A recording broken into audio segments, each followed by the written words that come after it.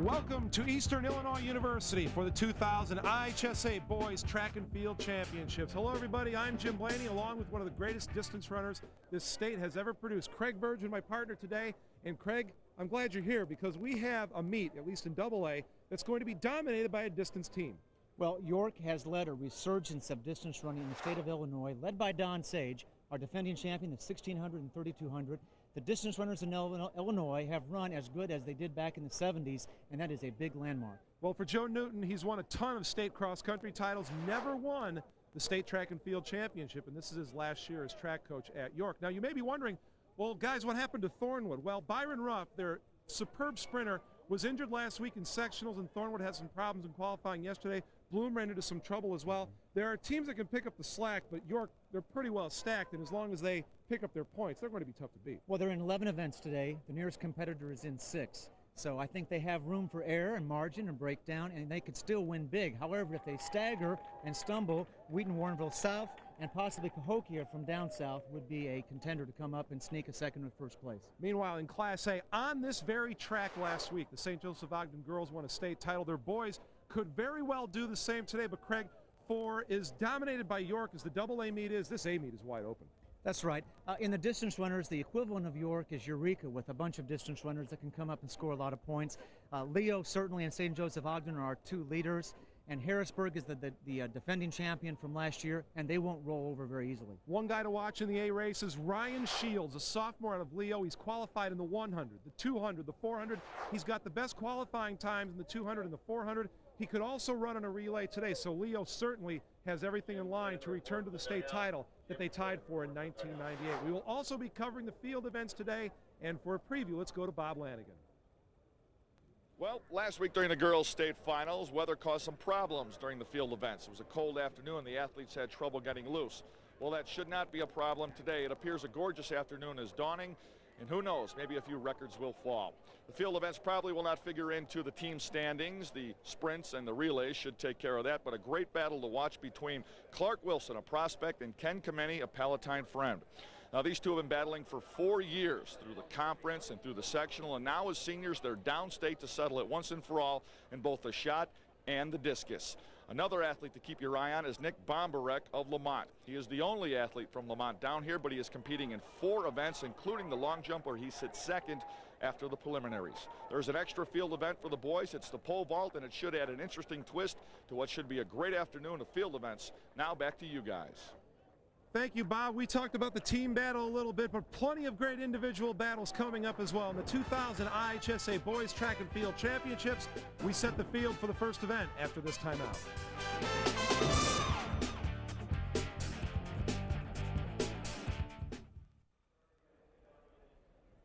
Welcome back to Eastern Illinois University. Jim Blaney along with Craig Virgin and Bob Lanigan. This is the start of our first event of the day, the 3,200-meter relay for Class A, and as you watch the runners head for the pole, let's take a very quick look at the field of teams in this event. The best qualifying time by Wheaton St. Francis at 8:01:30. And the other team you want to watch too is Eureka. They'll be running in the green uniforms. And those, at least for right now, 2 of the teams we're keying in on. The state record in this event in Class A, 7:54.2, set by Princeton back in 1981. So really in this first race, Craig, we have the first setting for the team battle that's going to go on all day in Class A, with Wheaton St. Francis and Eureka qualifying for this event. Absolutely. Now, the 4x800 relay wasn't always in the schedule through the century, and I think it's been one of the events that has been the most exciting for the crowd, don't you think? Absolutely. This is a wonderful race, and a lot of things can happen during the course. That's Aaron Bowen, a senior from Freeburg. He has the lead, but running the opening leg for Eureka is Nate Smith, another senior, and Smith takes the lead. Eureka annual. They always have very good distance runners, and they're in somewhat of the same spot that the York Dukes are in the AA meet, is that can you win a state championship when most of your guys are distance runners? It works against you simply because there's just more sprint events than there are distance events. It's not so hard. And distance runners usually at most can only double, whereas your sprinters can triple and sometimes do 4 events, especially if they can do a long jump or triple jump also. Well, Smith had jumped out to a lead of about 5 meters, but that gap has been closed. Running in second place right now from Westmont is Chris Manos. He's a senior. And now Manos has taken the lead. We've seen some very good distance programs out of Westmont in recent years. So running 1, 2, 3 right now. The first is Westmont, second Eureka, third is Wheaton St. Francis as we get ready for the first exchange. And we've got some movement into 4th place as well. I think we're going to have a new 2nd place leader. With the baton for Westmont is senior Jason Sherrier. And boy, he's taken off around the first turn, and he's opened up about a 20-meter lead. Well, the key thing here in the 800, if you get the baton behind, you do not want to spend all your energy in the first 200 meters. If you let your emotions rule at this point in time, you will pay a price dearly in the last 200 meters of this race. So very hard to stay in control in this race because, of course, your initial reaction is just run as hard as you can, but that's not necessarily always the best thing to do. Now, Sherrier has opened up his lead even a little wider. I'd almost say now he's got it up to about 35, maybe even 40 meters. He's got a big lead as he comes around the turn and heads down the straightaway to hit the halfway point in this opening event of the second leg. It's the 3,200-meter relay. The battle for second, you've got to be patient, but you can't let first place get too far away. They've got to look at drafting. I'm looking at the wind. We've got a wind out of the southwest today, which is whipping across the track, and will have an impact on whoever's in first place in that pack that's leading and having to break it. Jason Sherrier of Westmont is running first. Pat Quinn, a sophomore from Wheaton St. Francis, is running second. Illinois Valley Central, Carl Ruthman, a sophomore with the baton, right now is running third. And really the entire pack has congregated around the second place position. That's where most of the runners are right now, but Sherrier continues to have a big lead, and he looks like, unless something goes terribly wrong here, he's going to hand up to Matt Forsley and give him a pretty big lead, but all of a sudden, Ferrier coming back to the pack. Yeah, in first place, we're getting a little bit of heavy legs here. He spent it early, and I would be willing to bet that we're going to be down to less than 5 meters at the finish there. Well, we may be down to less than 5 meters by the time the middle of the straightaway, Craig, the way this thing is going. Ferrier is fighting it coming down the front straightaway as he comes down to the last 100 meters. That's Pat Quinn. He's going to get past. Of Wheaton St. Francis running him down, and then on the outside running the second leg for Benton and putting on a nice kick is Greg Bauer, a sophomore.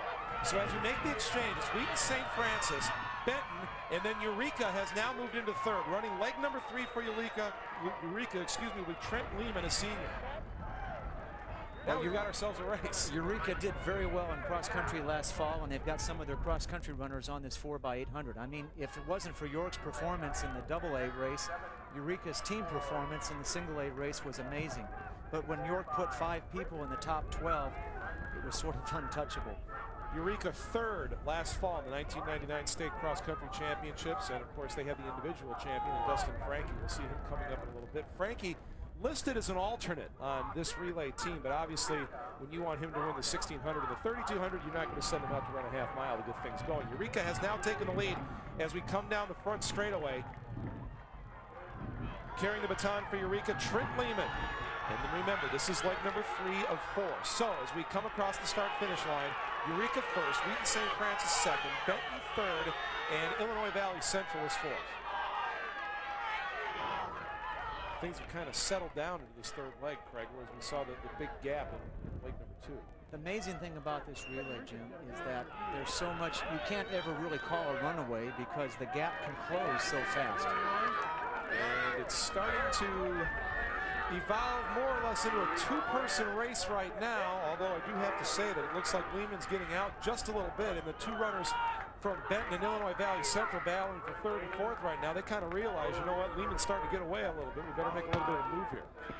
Eureka has a comfortable lead, but at this point in time, I don't know who to call for second place, because at 120 meters into this race, I think there's going to be some changes before we get the stick away for the last time. Lehman is going to hand off to Ryan Chapman. He was 6th in the cross-country championships last fall.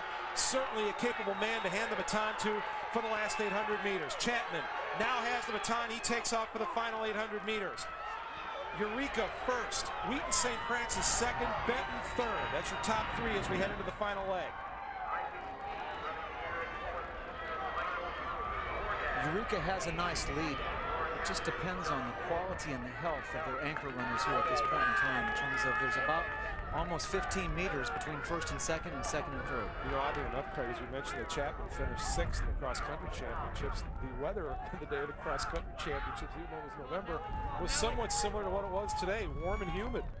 Yeah, Eureka actually was first in the team championships last fall with only 32 points. So they have some depth. I'd be willing to say that they're probably the favorite right now. Where I made my mistake, Craig, is they were third in the track meet last year. Third in the track meet, first in cross country. Although we've got a battle now, as closing the gap on first place is the anchorman for Wheaton St. Francis, Jack Blake, a senior. He's close enough to be in the hunt here. Well, you know what? He's running into a good spot, and the spot I always like to be, just right behind the lead runner, so you can keep him in touch, and he's not really quite sure where you're at. He needs to time this better. If I was him, I don't want to catch Eureka too soon. I'd rather come out of the turn, coming off of his shoulder into the home stretch, especially if he has the energy. At this point, he's almost committed. No, I think he's slowing down now. He's going to wait until the turn is over. Well, if he's smart, Blake will just tuck right in there on Chapman's shoulder and try and get him coming off the turn. You see the unofficial time in the lower left-hand corner. The sun is shining on the scoreboard a bit. It may be a little bit hard to read, but I think you can make it out. Okay, here we come down the straightaway. 110 meters to go. This is the moment of Chapman truth. from Eureka, running against Jack Blake for Wheaton St. Francis. They come down the straightaway, shoulder to shoulder. Blake is edging ahead. But can he hang on? Oh, they're both timed. Blake fighting it, and Wheaton St. Francis wins. Eureka is second. We've got a good battle going on for third place right now. Coming across in third, Illinois Valley Central, I believe. IVC, and that's your top three in the unofficial time, 7:54. So that, and again, I want to caution everybody that last week when we were here for the girls' championships, the time was about 0.2 of a second off. If that time stands, it would be a single A record. But again, we'll hold off on it until we get the official time. The fact of the matter is this was just simply a marvelous race. Both runners are straining. In the 800, if you've ever run it, you feel like a darn refrigerator is on your back in the last 50 meters. Look at their foot plant. You can try to see how their shoulders and neck and chin is going as to who's tying up the worst. They're just both muscling through fatigue and pain at this point and just praying that the finish line comes soon. Well, I've said it before, I'll say it again. There's no more misnamed race than the 800-meter run. And there's 4 of them in this one because it is a sprint, and that's all there is to it. Okay, let's get ready now for the 3,200-meter relay for the AA schools. The defending champions in this race, they are back. Evanston Township, they will run on the outside of the first group all the way to the inside of the track. We will also get our first look at the Dukes of York. They had the second best qualifying time in this event, 7:50.78. And the AA record in this event, 7:38, set by Thornton in 1976. Now we should mention the Dukes of York bettered that state record time earlier this year, actually set a national record in this event, but the lineup a little bit different for this event for the Dukes of York today, Craig, than it was earlier this year. Yes, they had Don Sage who ran, I think, about a 150 to anchor that day. I mean, the range that he has shown us this spring from 400 to 3,200 is amazing. I never would have thought he had as much leg speed as what he has demonstrated. And running the opening leg for York will be Peter Sione. And Craig, they've juggled the lineup a little bit in this one, and they have, with probably their second fastest group of runners assembled for this event. They did not use this group in qualifying. York is leading off with Sione, and then handing off to Adam Roche, then going to John Janulis, and then anchoring with Peter Tsoulis, who is also in the Open 800, one of our top finisher hopefuls in the Open 800. So they'll put their big horse at the end. Well, I'll tell you what, this first lap, very, very quick by everybody involved because they know what's at stake. And here comes York on the outside. You had better get out there quickly because everybody knows that the Dukes of York are on the track. And having the lead as they go into that first turn is Sione. 57 for the first 400, not exceptionally fast. I think we're going to have some really good sprinting this last 300 meters of this leg. About a 155, 156 leg projected. Well, really, for Sione, if you've got a team as strong as you do, make everybody get out there and run. And you know, it's amazing how sometimes you'll see this event somewhat paced. Other times you see guys go out and run. You get a little bit of a mismatch as far as the styles that teams decide to run in this race, especially when everybody knows how quick the Dukes of York are. The biggest mistake a lot of guys make is putting too much energy out in the backstretch of the second lap, because you've got to save something for the home stretch. Prairie Ridge running number 1. The leadoff runner for Prairie Ridge is Tyler Nicholson. And here comes York closing on Prairie Ridge right now. taking the handoff for Prairie Ridge is Chris Morris. He is a junior running leg number 2 for York, as Craig mentioned. Adam Roach, another junior. That first leg was about a 155.4. Let's set the top 3 for you. Running in first right now is Prairie Ridge. Second, York, and running third, Granite City. Granite City comes from my part of the state, and they have improved remarkably in the last 2 weeks. We're down to 7:51 in the qualifying round yesterday. Well, one group we're going to talk about are the Cahokia distance runners throughout the afternoon, and Sorrel Darrow, a senior, has put on an incredible sprint to start off this first lap of his 800, and he's gone from being back in 8th place all the way up to 3rd, and now he is on the outside challenging for 2nd place. And don't forget that Cahokia is anchored by Mike Lewis, probably the favorite going into the Open 800. So Cahokia obviously figures, you know what, we've got to just be close and give Lewis a shot in the final 800. 1 lap to go here in leg number 2. Prairie Ridge first, Cahokia second, York third. At this point, it's still a 3-team race. Right. And we've got a group of guys, 4, 5, 6, 7, and 8, that are running back there and saying, okay, at some point here, I've got to try and make a move to get a little bit closer, so when I hand off the baton, I haven't dug too big of a hole for my teammate. York is trying to get into 2nd place and get into position in the home stretch where they can close the gap and be drafting somewhat off the leaders. Whatever the outcome of this handoff is, Darrell by far has had the best second leg out of anyone. He's running in 3rd right now. But it's Chris Morris of Prairie Ridge that holds the lead coming down the front straightaway. Running second for York is Adam Roach. Here come the Dukes. I'll tell you what, it's going to be neck and neck by the time they do the handoff. And Dorn Washington of Evanston coming up into 3rd place. Now remember, the Wildcats are the defending champs, and their last 3 runners, including Jason Nemo, who just took the baton, they were on the relay team last year. They know what it's like to win this race. That leg was approximately 159, not as fast as I thought it would have been. They slowed down quite a bit in the 2nd lap. I think the wind is having an impact out there. If you look at the flags, I think it's really having some havoc out there in terms of really fast splits. Now, very interesting as we watch John Janilis run on the back straightaway. Well, now he takes the lead. I was somewhat surprised to see him take the lead because he looked like he was pretty comfortable for the moment, settling in on the shoulder of Robbie Blackwood. And Janilis picking it. One of the things you're going to notice, Craig, and watch all the York distance runners, is the beautiful stride they have. They're so clean, they're so compact as they run. They're really marvelous runners to watch. Well, it's important for distance runners to work on form, technique, as well as guts.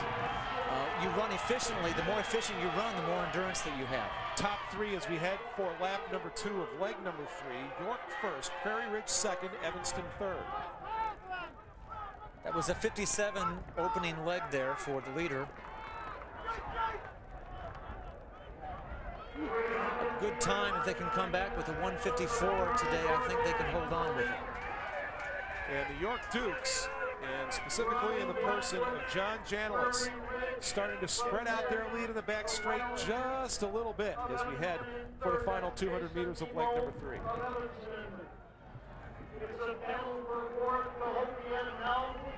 Cahokia with Lewis anchoring is into 4th and trying to catch 3rd. He was just left with too much of a deficit when he got the baton. He was just too far back. York is in the home stretch with about a 10-meter lead. But Robbie Blackwood starting to close a little bit as he gets ready to hand off the baton. So Prairie Ridge going to have to do some chasing down. Taking the baton for York on the anchor leg is Peter Stasulis. He's another junior. And taking the baton from Prairie Ridge in the anchor leg is Kyle McKenzie, and he's already made up about 4 or 5 meters. If I made a mistake, that was not Lewis on that leg for Cahokia.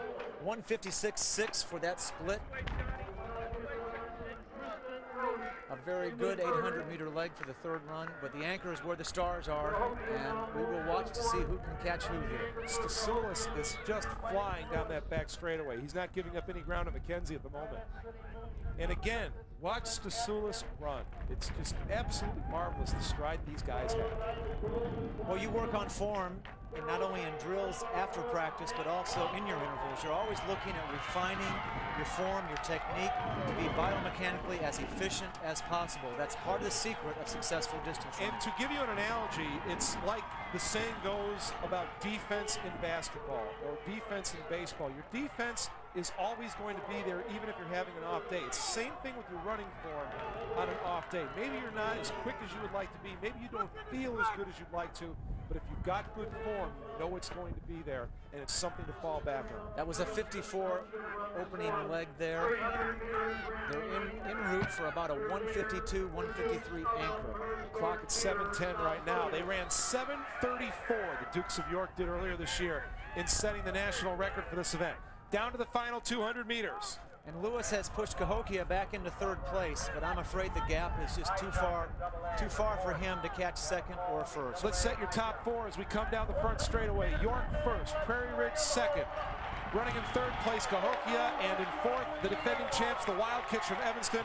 But it's going to be a great start to the AA meet for the Dukes of York. They're looking for the first state track title under Joe Newton in 41 years. They grab 10 points as they win the 3,200 meter relay. Prairie Ridge second, Cahokia third. Evanston is going to come in fourth. Unofficial time, 7:47, not bad.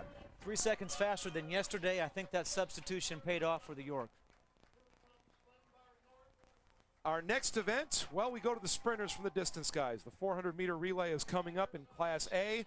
One of the teams that we expect to be in the fight for a state title, the defending champs from Harrisburg. They're also the defending champs in this event. They have the top qualifying time. 43.21 was their qualifying time yesterday. The Class A record in the 400 meter relay, 42.5, set by Luther South in 1991. In lane 8, Newton in a championship final, and their leadoff runner will be Brandon Francis. Now, Newton, they lent their tent yesterday to Joe Newton and the Dukes of York, doing a little sharing. They figured since, well, you know, it's got the coach's name on it from York, so we'll let them use it. That's okay. Right. Hoping that a little good luck rubs off, right? Sure. Anything you can use to get an edge. Big, big race for two schools in particular in this one. Harrisburg, because if they're going to defend their title, they need to get off to a good start. And St. Joseph Ogden, if they're going to match the feat of their girls team, they could sure use big points. Now, before we go any farther, we want to mention a change in the scoring of this meet from previous years. That is, all 9 finalists scored, and the meet is scored 10, 8, 7, 6, 5, and then down to 1. Previously, the top 8 only got points. It's a change I like. To me, if you're good enough to get to a state final, you ought to at least get something for it, which also means the individuals get recognized, which I think is a great change by the IHSA. And as always, in the 4x100, handoffs are critical. We had some problems, as you often see in the prelims yesterday, A and AA. And now last year, if you remember, we just had disasters in the handoffs in the various relays, and it really changed the face of the meet. Not as bad as last year, but certainly it was an interesting day, especially in AA, as some of the bigger teams like Thornwood and Bloom didn't get their teams through. Okay, here we go. This is leg number 2. Harrisburg in the purple, moving up in the middle of the track. Of the 4x100 relay, getting ready for leg number 3. I would call Harrisburg in the lead at this point. Jesse Sias is going to run the anchor leg for Harrisburg. They are in lane number 5.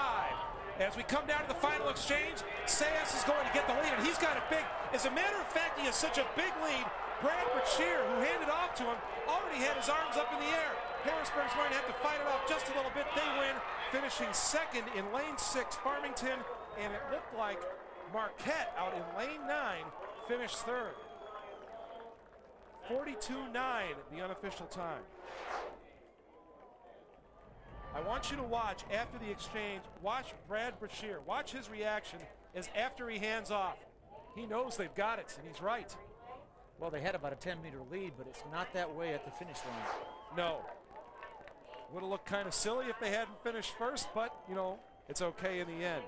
And for the second event in a row in Class A, it wasn't a record, but it was awfully, awfully close. 400-meter relay for Class AA is coming up next. You will notice a South Suburban Chicago flavor to this event. Lockport, Thornridge, Thornwood, Bloom, all from the SICA. They are all in this final. Thornwood, in spite of some of the problems they have had, They did have the best qualifying time yesterday at 42.15, the Class AA record in this event. 41.47 set by Lake Park with the wonderful Anthony Moorman just a couple of years ago in 1998. Leading off for Thornwood in this event will be Dion Ballantine.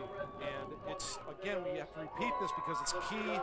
Thornwood 2 weeks ago, they thought they had a shot at staying right with York with their sprints against York's distance runners, but the injury to Byron Ruff last week at sectionals pretty much changed all that. However, nothing is for certain. So for Thornwood, big event for them, and also for Bloom, they are running in lane 6. They have enough people qualified where if York stumbles, they might be able to pick up the baton. So we have a couple of teams in this one that want to see what they can make happen today. And Jim, it's usually safe to focus on the middle of the track where they put the top 3 seeds. Romeoville again in lane 4, Thornwood lane 5, and Bloom in lane 6. A lot of blues out there, blue and orange, blue and yellow, and dark blue. One guy that I want you to watch and watch closely will be the 3rd runner for Bloom, Kenny Manny. You'll also see him in the 100. He had a disappointing day yesterday in the 200. So I just have a funny feeling we're going to see him really run well here when he runs leg number 3 for the Bloom Trojans. They are in lane 6, Thornwood in lane 5. It looks like Romeoville in lane 4 has done the best job of making up the stagger so far. The handoffs were about even between Romeoville and Bloom, and Thornwood right now in the middle of the track. Great second leg run by Thornwood's number 2 runner, Chris Horton. He got Thornton back in the fight. Kenny Manny now running for Bloom. And we have 3 runners straight across the track. Romeoville, Thornwood, and Bloom in the middle of the track. And right now, leading it down the front straightaway for Romeoville is Cedric Williams, a senior. It's Williams trying to hold on to first place. Romeoville, Thornwood, and it looked like 3rd place might have gone to lane number 3, Wheaton Warrenville South, with Bloom 4th. Well, we had one of the top 3 runners take a spill there at the finish line. He ate a little bit of the tartan track. And there's not a whole lot of give and slide to this thing either. Well, it's supposed to be good on traction for a reason. Well, let me correct. Bloom 3rd, Wheaton Warrenville South, they finished 4th. Unofficial time, 41.24 for Romeoville as they win the 400-meter relay. And pretty quick time. And you know what, Craig? Again, close to being an unofficial record. But again, the official clock runs about 2/10 off, and it's enough to maybe be a difference. So we won't be so bold as to call it a new record just yet. We'll wait for the official time. 3,200-meter run coming up for Class A right now, and the state cross-country champion in Class A, Dustin Frankie, he is the guy to watch. He is the guy everybody will be trying to run down. However, he's going to have a couple of guys running after him that have a lot of experience running against him, and that would be Mitchell Baker of Macomb and his teammate Bo Meredith. This should be a highly interesting event because we have a lot of guys in this one who are very, very familiar with each other. The Class A record in the 3,200-meter run is at a time of 9:10.86 by Troy Maddox of Streeter. A guy named Craig Virgin holds the IHSA record for this event for single class at 8:42. The broadcast rights to this event have been granted to Fox Sports Net and Intersport Television by the Illinois High School Association. Any reproduction or rebroadcast of this event without the expressed written consent of Fox Sports Net, Intersport, and the IHSA is prohibited. The flag blowing a little bit more briskly right now as the wind has picked up and the temperatures dropped, Craig, a good 5, 6, 7 degrees. Well, the sun went behind the clouds. We've got a wind here of 10 to 15 mile per hour. Now, this will have a big impact, Jim, on the times in the 3,200 meter. Probably your biggest enemies in distance running is heat and wind. And today we don't have so much heat, but we have high humidity, and we've got wind gusting 10 to 15 mile an hour in your face in the stretch. So you can use it in the back stretch. It's going to work against you in the home stretch. But the odd part about all that is you get a look at Dustin Frankie, who is by far the favorite in this race, and his qualifying time was 9:24. Is we have had one state record tied, and we've had another couple of records scared, and I'm really surprised at that.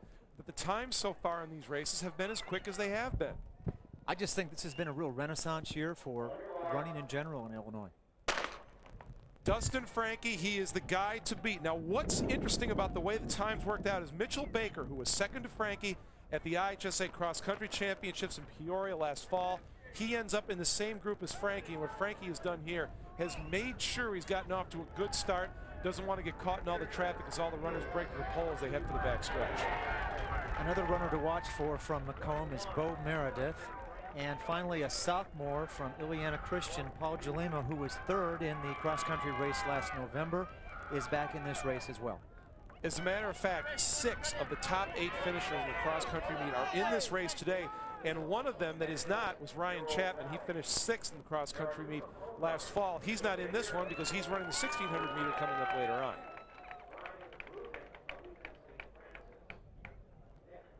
We're still kind of bunched up. I don't think Frankie wants the lead right now. He's sort of content to drift right behind second or third. That's Bo Meredith coming up right now from Macomb.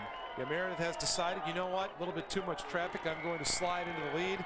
And from Ileana Christian, Paul Jalema, who we saw jump onto the scene at the cross-country event last fall, he has tucked his way into second place after one lap of the 3,200 meter run.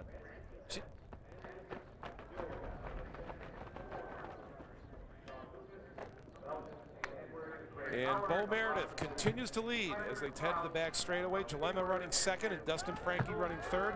I would have to think, Craig, that so far in this race that just going in, that this is probably about the way Frankie really wanted it to evolve. He hasn't had to do a lot of the work early. He's got some guys out in front of him, and there's not a lot of traffic around him. Well, in both last year's 3,200 meter as well as last fall's cross-country race, Dustin Frankie showed us that he probably has the best leg speed of any small school distance runner in the state of Illinois. He has a big kick in the last 400 meters, and if you've got that kind of a kick as a weapon, you don't have to worry about the first 3 or 4 laps. He'll probably be concerned about in laps 6 or 7 that he starts to push the pace and keep the competition honest at the end. These are the 2000 IHSA Boys Track and Field Championships coming your way from Macomb. Jim Blaney along with Craig Virgin and Bob Lanigan bringing you the action as a lot of these seniors, such as Bo Meredith of Macomb, they try to go out that one last time in high school sports and go out a winner. Jim, another 72nd, about 220, 221 for this pace. Good, but not great. It looks to me like it's settling into a bit of a strategic race right now. Everybody's in one big group, which is a little bit surprising, I have to admit, in the 3,200 meter run at the state meet, usually because everything is so spread out during the course of the year, and the qualifying is done by their times during the year at the sectionals, that you don't see a pack like this, where at this point of the race, everybody is still in this thing. I'm very surprised at that, especially that the leaders haven't taken it out and trying to weed out a few people. That could be because of the wind. I mean, they could be feeling a wind on the backstretch, and nobody wants to get out by themselves and have to buffet the wind by themselves. It's a tiring effort. Now, another thing to keep in mind, too, and this goes to the team event that Eureka is trying to win. They have John Housworth, a sophomore, also in the race, and right now he and Frankie are running this somewhat like a cross-country meet, because Frankie is running in 3rd place and his teammate is running in 5th right with him. And now I think Frankie made a move and told his teammate, get up here with me, let's go, we need you right next to me. Well, they're picking it up somewhat, 3:34. Again, about a 70, 71, but Meredith seems to be, if I can look from the booth here, Meredith's leg speed seems to be, the turnover is quickening. I would say that it's starting to string the pack out. Look, it's single file now.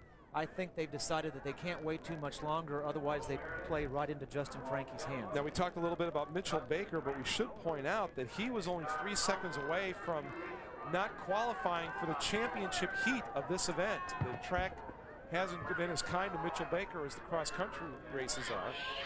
And now the leaders starting to spread it out a little bit. Let's reset your leaders right now. Running in first, Bo Meredith of Macomb. Second, Paul Jalema, Ileana Christian. Running in third is Dustin Frankie of Eureka. And running in 4th place is his teammate, obviously, from Eureka, and running very, very well so far, sophomore John Housworth. David Diaz of West Frankfort is actually up in there and is one of the top 5 as well, and could be a factor in this race. He ran 9:39 in his sectional. Boy, I'm really surprised, Craig. Every time it looks like the leaders are going to really run away from everybody. That second pack, quote unquote, runs right back up to the lead group, and right now we still have 10 guys that are within about 10-15 meters of the lead. 4:47 for the first 1,600 meters, and we've got a 5 to 6 man race, although interestingly enough, the youngest guy up there, Paul Jalema, is now making the move to push the pace And I think I would too. It was much too slow. Yeah, and you have to at some point decide to get out and run. And now Dustin Frankie, he sees what's happening going on, and he's going to make his move to pass Bo Meredith on the back straight. And Howsworth staying right with his teammate. And again, you've got two races going on here. You have the individual race that Jalema is leading right now, but the team event for Eureka, and they are running this race marvelously from a team standpoint. Well, they've got to rack up some big points. Diaz is falling out the back in red. He's hanging on to 5th place, and he's got to try to make contact with that pack again if he wants to hold on. This is a critical, the 5th and 6th lap, Jim, is the no man's land in the 3,200 meter run. If you lose concentration or contact in the 5th and 6th lap, you will not have a good time and you will not have a good finish. Frankie doesn't look real concerned about what's going on. Right? He keeps looking back for Howsworth, who looks like he's beginning to struggle just a little bit. Frankie really wants to drag Howsworth with him, but at some point Frankie is going to have to take off and just make sure he runs down Jalema if he can. Frankie looks easy. He's relaxed. He's in the rocking chair. He's letting Jalema do the work. He's just letting him set the pace. He's tucking in behind when they're into the wind. When they're going with the wind, he kind of runs out on the shoulder like he is right now. But Meredith is closing the gap. He was dangerously close, Bo Meredith in 3rd, of falling back out of the race. And I can't tell whether Jalema threw a move on that Meredith didn't respond to, or Meredith has made a move to get back into contact. Let's set your top 5. Jalema first. Running 2nd is Frankie. 3rd is Mitchell Baker, who has gotten back into this race, as Craig has mentioned. Howsworth has gotten back in the fight as well, and now Diaz has dropped back about 10 meters or so. He is currently running in 5th, and again, for about the 3rd time in this race, just when it looked like it was evolving into a 2-man race, all of a sudden we have a group of 4 runners right on the lead. And again, Howsworth really needs to stay up there and see if he can steal at least 3rd place.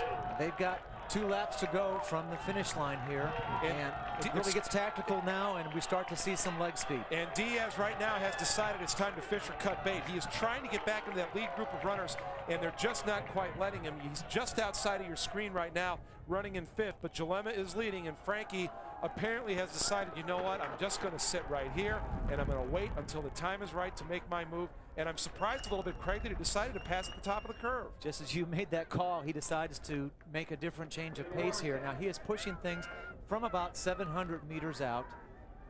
The only thing is where he made that move, he had the wind directly behind him when he made the move. So in that respect, I think I can understand why he might have done it. And Bo Meredith did the smart thing for the same reason. The wind's at your back. Now is when you get into 2nd place. Jalema is back in 3rd. His turnover is not very good right now. In the first 2 runners, you can see how their legs are turning over. Jalema is not matching that. But Frankie is starting to pull away. He's got about a 10-meter lead, and he has excellent turnover. He showed us a good round of speed at the end of the 1600 heats yesterday. And at this point, it's all Dustin Frankie. What you are seeing is Frankie running to win. He's doing a marvelous job of it. He has 1 lap to go. He leads. Mitchell Baker 2nd, Paul Jalema 3rd, and John Howsworth, the sophomore from Eureka, is running 4th. Diaz is 5th. But again, from the team standpoint, Howsworth is the key runner in this race. He needs to try and move up at least 1 more spot and grab that 1 more valuable point for Eureka. Dustin Frankie, he was about 8:18 with a lap to go, and he's showing a good turn of speed right now. I imagine he'll be somewhere around 9:18 to 9:20 at the finish. And he's also done a lot of looking behind him to check his position. And that's one of the ways you know that a guy is running for position and not for time, because Frankie is, because of the wind here, is just making darn sure that he brings home 1st place for the Eureka Hornets. 100 meters to go for Frankie. He comes down the front straightaway, and you know what? He doesn't even look like he's been taxed too terribly in this race. He's run a marvelous tactical race. Dustin Frankie, the defending champion in the 3,200 meter run. He is going to repeat as champion. What a senior year. Wins the cross-country title, wins the 3,200 meters. Mitchell Baker of Macomb is going to be 2nd, and finishing 3rd is Paul Jalema. And finishing in 4th is 4th is Howsworth. So a good event for the Hornets from Eureka. And pardon me, I said Mitchell Baker. I meant obviously Bo Meredith from Macomb. Correct. And we had the winning time approximately of 9:20 to 9:21. And 2nd place was back somewhere closer to 9:25. 3rd place around 9:30, I think. And we should mention Mitchell Baker did a good job of closing in on the finish. But Dustin Frankie marvelous, marvelous race. Great job of running. Ran a very, very smart race and did a very nice job. 3,200 meter run for AA. Here we go. Don Sage of York. He is on the pole, the #1 slot. He is the defending champion. He also won the 1,600 meters last year at the state meet. And also, he was #1 in the state cross country meet in 1999, #2 in 1998. But a lot of guys in this race looking for one more crack at knocking off Don Sage, because they haven't been able to do it in cross country, and they certainly haven't been able to do it on the track this spring. So here we are, the 3,200 meter run, Class AA.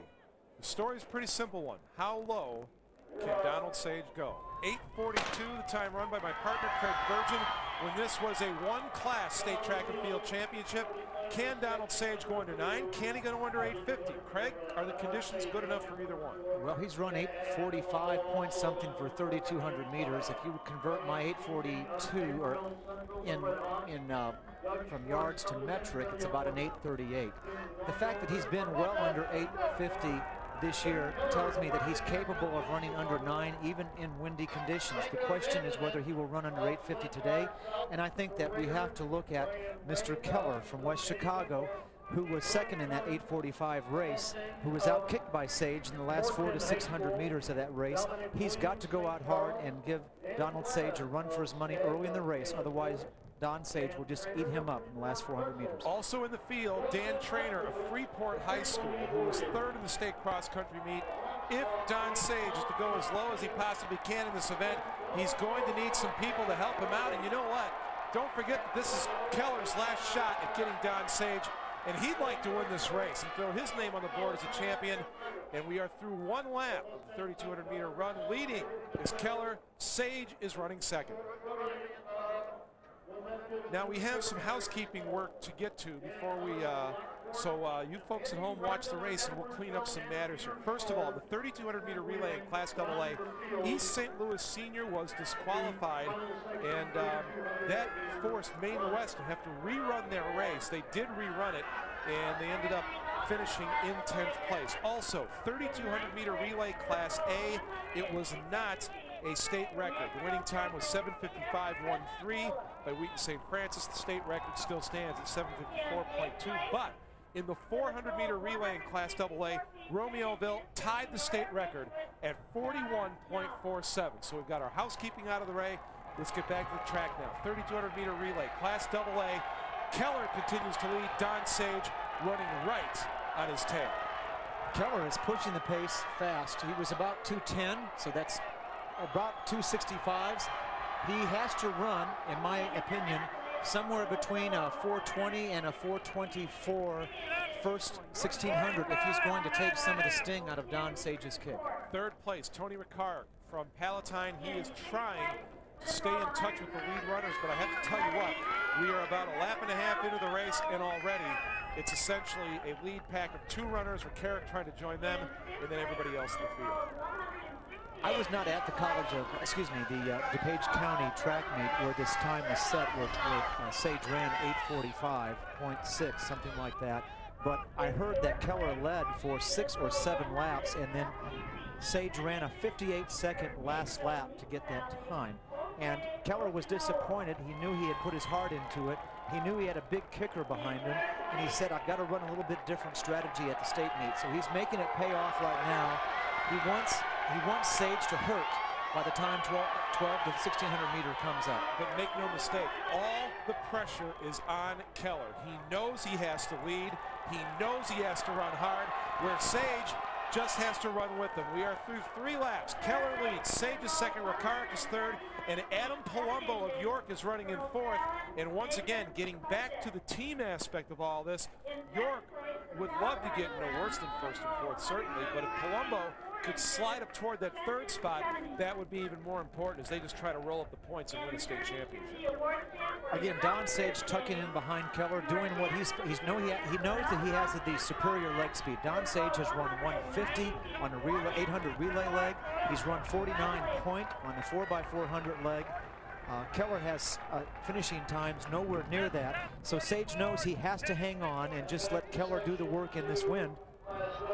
There's some guys in the 1600 meter that are actually really glad that Keller is doing this. They ran a 66 for their third lap. It's going to be very interesting to see what this lap is going to be. We're almost at the halfway point right now. Let's watch the clock. They will cross unofficially 4:21 as they cross halfway through the race. 1600 meters gone, 1600 to go. 65.8 for that 400 meters. Keller is putting the hammer down. He is going to try to take it out of Sage. And if Sage is going to beat him, he is going to have to pay a price.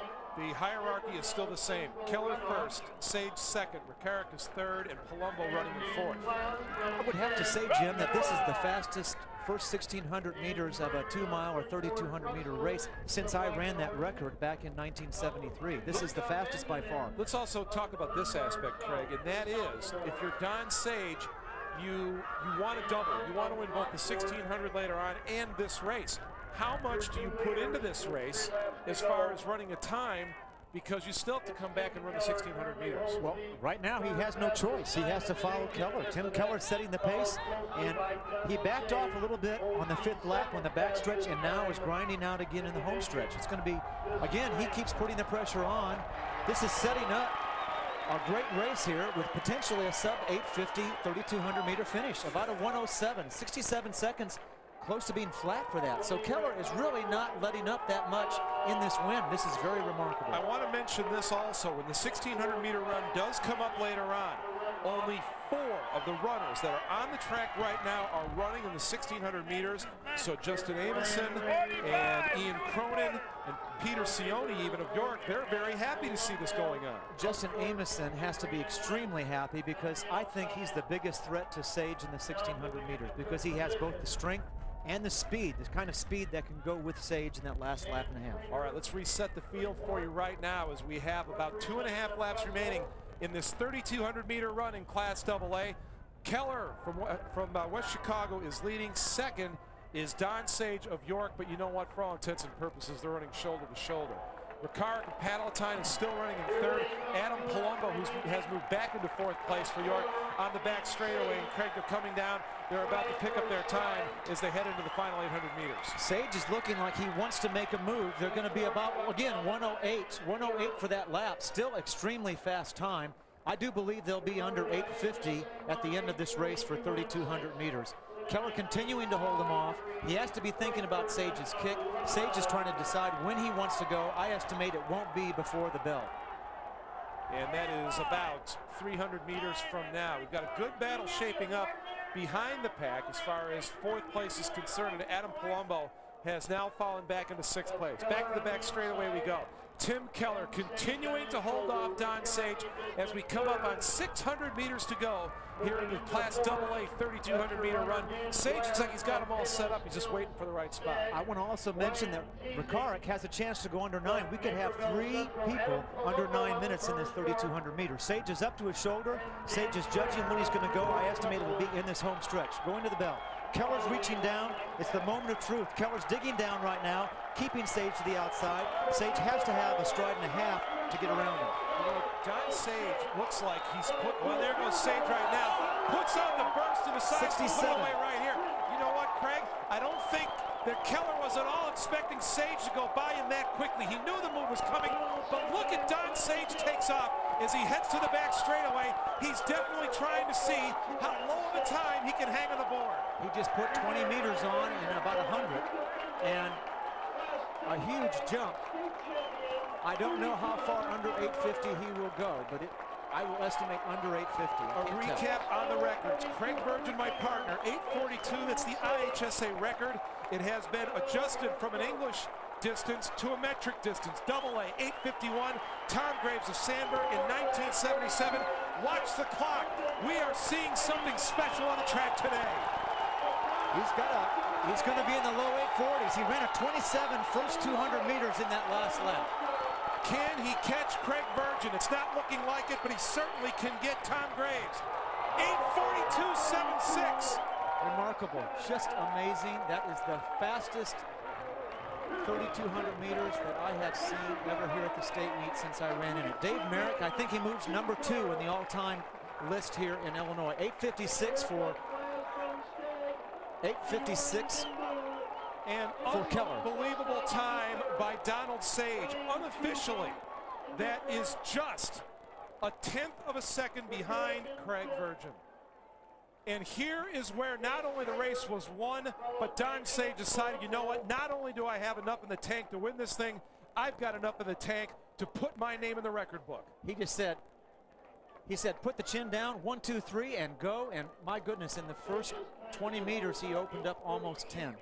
Tim Keller has to be thoroughly discouraged here. And if you look, Tim Keller is going to collapse at the finish. He just ran his guts out for 7 laps, and then Don Sage just puts the hammer down, and there he goes and runs the second fastest 3,200 meter 2 mile in this event history. It's a remarkable performance by Don Sage. We'll wait to see how much that will take out from him as he attempts to repeat his double in the 1,600 meter later this afternoon. You've got a good look at my partner, and his record has stood in the book since 1973. No one has come as close to running as fast as Craig Virgin did on that day over 25 years ago as Donald Sage just did. Time for a quick break. When we come back after this timeout, the 110-meter high hurdles on what is already a special day here in Charleston.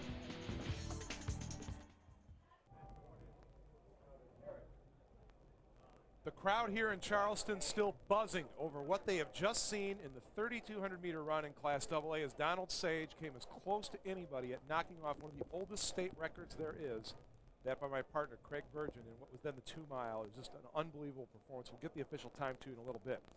Before we go to the 110-meter high hurdles, let's take a look at the Class A team standings. IVC and St. Joe Ogden right now running at the top with 24 points. And you do not see Leo in there. That is because they are sprint heavy, and you're going to see a lot of their sprinters starting in this event, which is the 110-meter high hurdles for Class A. And from Leo is Mario McKinney, a senior. He will be running in lane 2. They had thought about switching around the sprint events and run with the wind. They decided not to, so the sprinters will have to run into the wind. You see McKinney running in lane number 2. The top qualifying time by Kyle Franklin of Byron, He is in lane number 5. His qualifying time was 14.85. The Class A record in this event, 13.93, set just 3 years ago by Phil Sakenga of Timothy Christian. And we also want to point out in lane 6, Craig, a Lebanon Greyhound. Yes. Imagine that. I do want to warn the folks that Walter Edison, he's a senior. He's from my hometown. He's been doing extremely well. He will be a factor in the top 3 today. His father ran with me on the cross-country team back in the early 70s, so he does have an endurance background as well as excellent speed. Still a little raw yet on technique, but he will be a factor, I promise you, in the race. We also want to point out lane 40 with a blue uniform. That is Brian Hartlaub from Riverton. He's the defending, well, I can't call him defending champion in the 300 intermediates because he won it last year, but he won't be in that event later on today. Accordingly to some sort of an injury, he decided to opt out of the 300. That may be the most difficult race in track, the 300-meter intermediate hurdles. You don't think those hurdles don't grow as you run along the track? This one isn't easy either, but that one's a lot tougher. As you would expect, in the middle of the track, Hartlaub got up to a pretty good stint, and Edison from Lebanon closing up some ground as well. Hartlaub is the first over the hurdles. He's running in first. He has one more hurdle to go. Hartlaub, and it looks like he might have been outleaned in lane 7 by Shannon Armstrong of Luther South. We're going to have to look at the replay to decide because that was awfully close.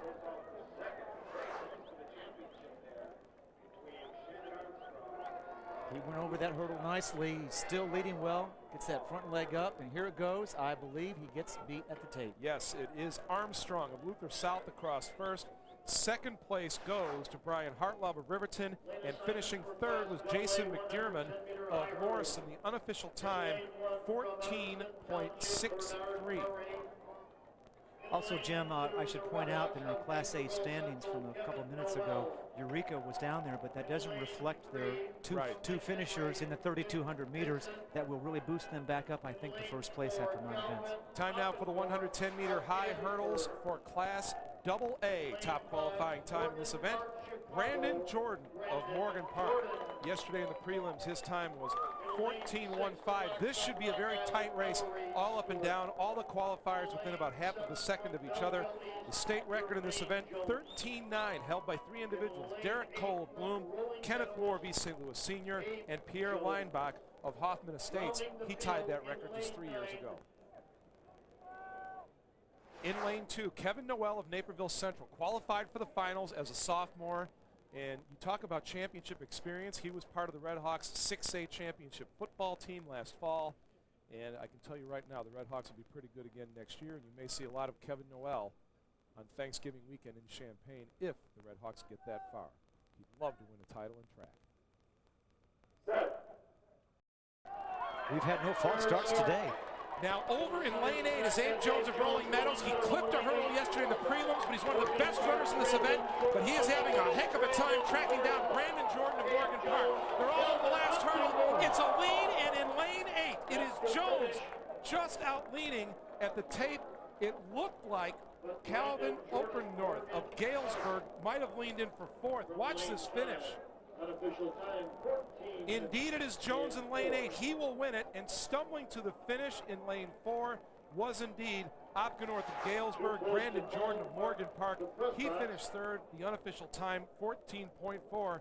Got a little ugly there over that last hurdle, Craig, but Abe Jones, who even though he was out in lane 8, everybody in the place knew that he was a guy to watch because he had such a tough time in the prelims yesterday. I should mention he also, like Kevin Noel over in lane 2, a football player by trade. And I think he's a junior, so he'll be back next year, right?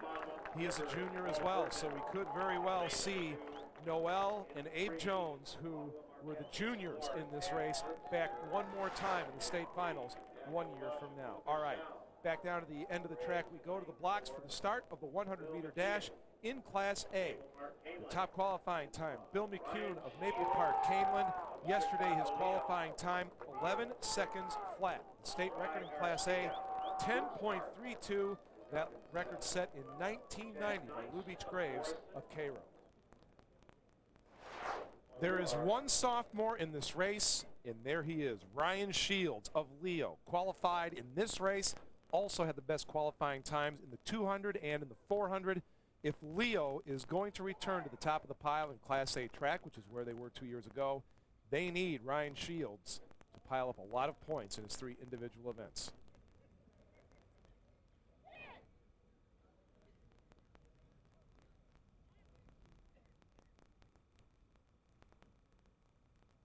Shields was very late arriving to the start line. Let's see if that has an effect. Boy, he started up, standing almost straight up. And look at Shields come down the straightaway. He has the lead by about half of the body. In lane 4, he's fighting Daniel Rush, and Shields looks like he outlead Rush. It's going to be very, very close. McCune of Caneland came in 3rd, but it looked like Shields timed the bob of his head perfectly and may have just outclipped Rush. Rush's chest is, he started too soon. Ooh, man. I'll still go with Shields, but Rush started his lean too soon. And that may have cost him. If this were a horse race, we'd be telling people to hold on to their tickets because we are going to have to go to the photo on that one. But we will call it Ryan Shields unofficially in 10.9. There was a little bit of a false start. It could have been ruled either way in lane 2. If we see the replay, I don't know whether we'll see it or not. It was very, very close. The officials could have possibly called this race back. It was Paul Burton of Monmouth, lane 2. Here's the finish one more time. It's the white line right in the middle of all the stripes. Shields by his knee. Rush just started leaning too soon and lost the momentum. Let us now go back down to the starting blocks for the 100-meter dash for Class AA. And we have some fantastic stories in this race. Kenny Manny with the best qualifying time of anybody out of Bloom. He was disappointed in the 200, but he ran 10.88 yesterday to have the best time in the 100-meter dash finals. The state record is 10.37, held by Steve Thomas, set back in 1986. But realistically, if Bloom had gotten and Thornwood had gotten all their people into the finals, we would be talking about Terry Mastrino out of all the people for York being the key runner today, because he was expected to qualify in the 200s and he was expected to be in the 400 final, but he made the 100 final as a bonus. Now here is the official photo of the finish of the Class A 100-meter dash, and it certainly looks from that photo as though Ryan Shields got across to the start line, or the finish line, excuse me, just a tick by before the hair Daniel on his Rush chinny chin. of Luther South. We had a finish like that in the 300-meter intermediate hurdles last year. And the IHSA, we want to say thank you because they let us right in there to look at the photos for the finish. Makes our job a lot easier. Nick Bromberek, he is in lane 3 from Lamont, but coming down the straightaway, Kenny Manny from Bloom. Bromberek trying to run him down. Kenny Manny trying to hold him off, and another lean, and Manny got him just at the tape. 10-8, the unofficial time. That was just a job of holding on to first place by Kenny Manny. Evan Baskerville of Thornwood was also in there in lane 7. Call it Manny, and I think for second you have to go to Bromberek and then Baskerville third. Mastrino from York was back away, so York did not pick up a bunch of points in that particular event, but as you said, it was a bonus event for him. And Nick Bromberek, who also excels in the field events, it's a big day for him. He is the only athlete here from Lamont. Looks like he got second place in that race. Now, Craig and I, of course, have been concentrating on what's been going on the track today. But for an update on the field events, let's go to Bob Lanigan. Jim, Craig, the first of our field events is the shot put. And as I said in the show open in Class AA, it's a two-man show. Ken Kameni from Fremd and Clark Wilson from Prospect are here again. Now, these two have been battling since their freshman year, since they're in the same conference. They battled through the sectional, and now they're here in Charleston on the biggest stage of all to see who is the best in the shot put. Wilson was the runner-up last year, and after Friday's preliminaries, he has the longest throw. In Class Single A, Matt McCarthy of Arthur is your defending state champ, but he struggled in the preliminaries and barely made today's finals. It'll be interesting to see if Matt has saved his best for last. We begin in AA. Kameni was sitting second as the final started, but on his second throw, he uncorked a put of 61 feet, 8.5 inches to seize the lead. Wilson then had two chances to beat him. His final put of 61 feet, 1 3/4 inches was good, but not enough to beat his old rival. Almost the way it should come down to, huh? Yeah, it's good that it came down this way, and it both helped us so much, because, we see each other all the time, so we're always competing, and we always, we're always going up against top caliber guys being in the same conference, so it helps a lot, and he's great. He's going to go, kick everybody's ass in the discus today. Can I say that on Fox? Don't worry, pal. We covered it up for you. Ken will throw for the Iowa Hawkeyes next season. Wilson, Byrne, Willis, and Korth your top 5. In Class A, McCarthy defended his title, but he waited until his final throw to take over the top spot. His put of 57, 10 3/4 gave Matt a dramatic repeat. You got to think, it's basically like the last throw of your career, so you just might as well give it everything you have, and hopefully the technique comes with it. And I was able to get some good technique. Landry, Booley, Babcock, and South follow McCarthy, all seniors in the top 5. Watch for Babcock in the years to come. He has signed a scholarship to play football at Illinois. Stay with us. Jim and Craig have the 800 meters when the boys' IHSA State Track and Field Championships continue. Jim Rome interviews the biggest names in sports on The Last Word. Don't miss the best guests and the hottest topics in sports. The Last Word with Jim Rome, weeknights at 6:30 and 11:30 on Fox Sports Net. The Class A 800-meter run. And if you know what's going to happen in this race, please let Craig and I know, because we are wide open in this event. As you take a look at Harrisburg's Dustin Hearn, we have almost all underclassmen in this race, a bunch of juniors, a couple of seniors. And as you take a look at the field, well, we've also got some guys who are trying to help out their teams. Jack Blake from Wheaton St. Francis, Hearn from Harrisburg. So, you can pull them out of a hat, because the best qualifying time was Blake at 1:57.42. But we had, by my count, 6 guys under 1:59. So anything can happen in this event.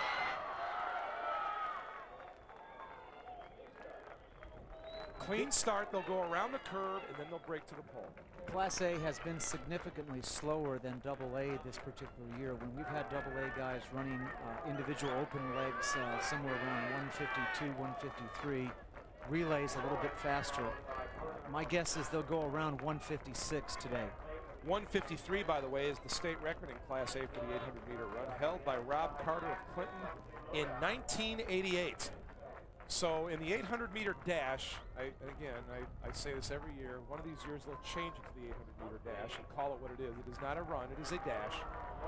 And arguably the longest sprint on the track, if you do it right. And realistically, Craig, I do believe this, these are the guys who are the best runners, the best pure runners are these guys that win this event because they have speed and they have endurance. 55-56 for the first lap. Very honest pace. This is by far much faster than the qualifying rounds yesterday. Travis Glazik from Paxton Buckley Loaded. He has the lead right now. And there's an example of what we were talking about. As far as qualifying times are concerned, he had the 8th best qualifying time, but he has decided to go out and take the lead.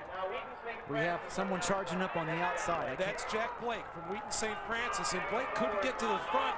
Somebody beat him to it. It's an amazing race we have going on in the back straightaway as Blake is in an out-and-out sprint trying to run down first place.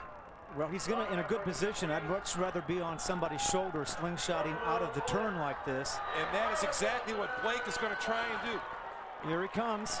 He's reaching, but number one's not going to let him go by easily.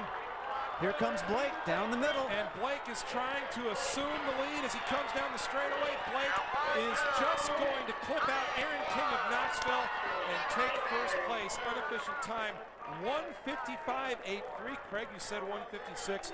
You're about dead on the money. Maybe I should go buy a lottery ticket, huh?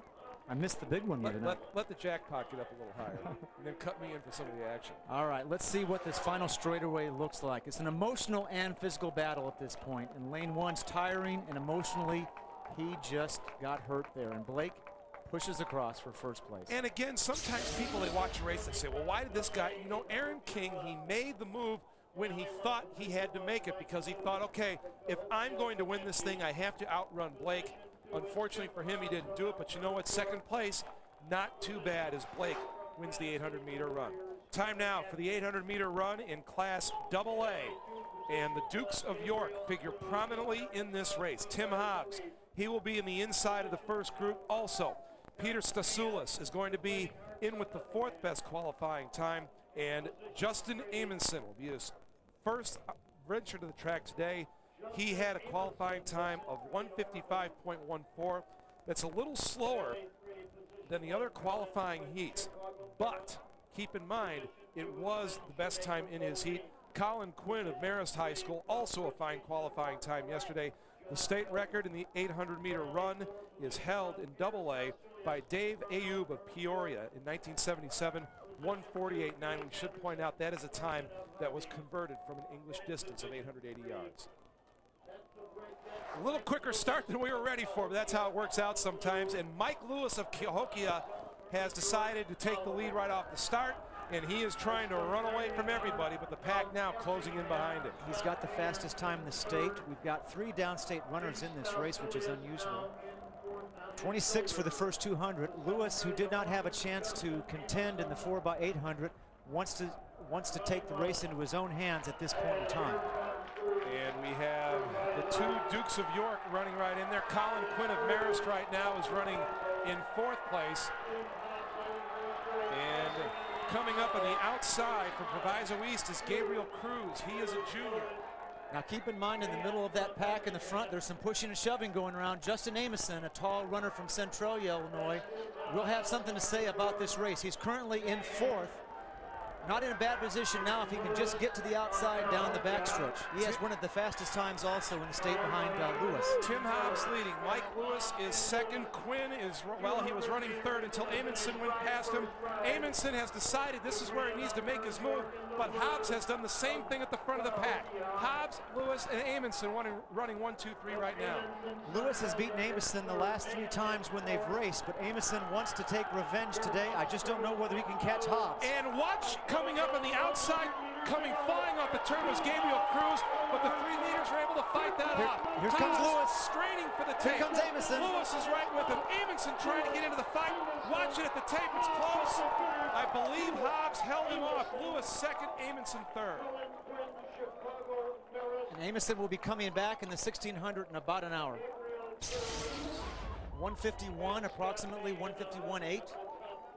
Lewis just didn't have enough at the finish to get a chest up there. Oh man, you know what? That was close. Amison got boxed too much earlier in the race. He just didn't get up far enough in the front, and he paid for it at the very end when he closed and ran out of territory. 1:51, the unofficial time, and for the Dukes of York, more points toward working their way to Joe Newton's first state track and field championship. And one thing the Dukes have really done well today is make sure the second man in all these races is right up near the top of the pack, and they are just putting on the points as they have to in these distance events. The 800-meter relay coming up next for Class A. Top qualifying time put in by Marion Central. 1:30.90 was their qualifying time. The state record in Class A, 1:28.17 by Cairo in 1984. You know what? We've seen a lot of records fall or be matched today so far, and who knows, maybe there's a shot at a record in this event. And we have in this race, in the 800-meter relay for Class A, we have a lot of the teams that have thoughts of coming away with a state championship. St. Joseph Ogden in lane 4, Leo in lane 7, Wheaton St. Francis in lane 8. We should point out, just for those of you scoring at home, that Ryan Shields will not run in this relay for Leo. He is listed as one of the members of the relay team, as you get to list 8 people, but he will not be one of the 4 people running this event. Does anyone know why? Well, because we also have the mile relay coming up later on, and I would suspect if we're going to see Shields again, we would see him in that event. Leading off for Leo will be Reginald Martin, a senior. And interesting setup on the relay squad for Leo. They have 2 seniors and 2 freshmen. Guess where the 2 seniors are running? First and fourth.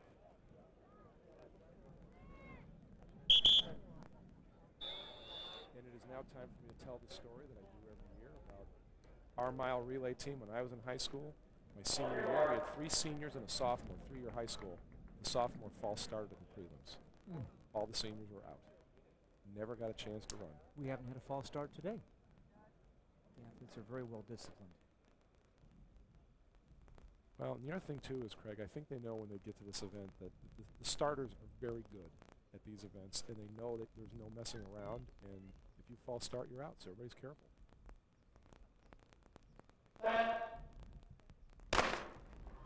And as we just talked about, everybody is off cleanly. This is the 800-meter relay in Class A. Leo in lane 7, keep an eye on them. St. Joseph Ogden in lane 4, but I would have to say right now that it's Marion in lane 5 that has gotten off to one of the better starts. Let's check the exchange. And Leo and Marion make the exchange right at the same time. Running leg number 2 for Marion is Tom Tershman.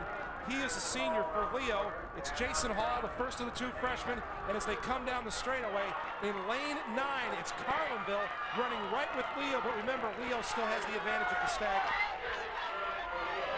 Yeah, they're definitely, Leo is in front right now. Jimmy Williams, another freshman. He will take the baton in leg number 3 for Leo. Carlinville botched their handoff. And Leo way out in front of everybody as we are midway through leg number 3. That was the worst handoff of the bunch out there and put Carlinville way back. But you know what? The field's starting to compress just a little bit. St. Joseph Ogden in lane 4. They're making their move right now. Carrying the baton for them on leg 3. Mark Wertz, a junior. He hands off to Kevin Hill, another junior. Running the anchor leg for Leo now. Leon Howard, a senior. And look at this. St. Joseph Ogden's Kevin Hill just comes absolutely blasting around the turn, and he's in front as he comes down the straightaway. Running in second, Marion Central. They are in the middle of the track in lane 5. Farmington in lane 6 at the finish. St. Joseph Ogden, Marion Central, Farmington, Leo. They had the lead for most of the race. They end up finishing 4th.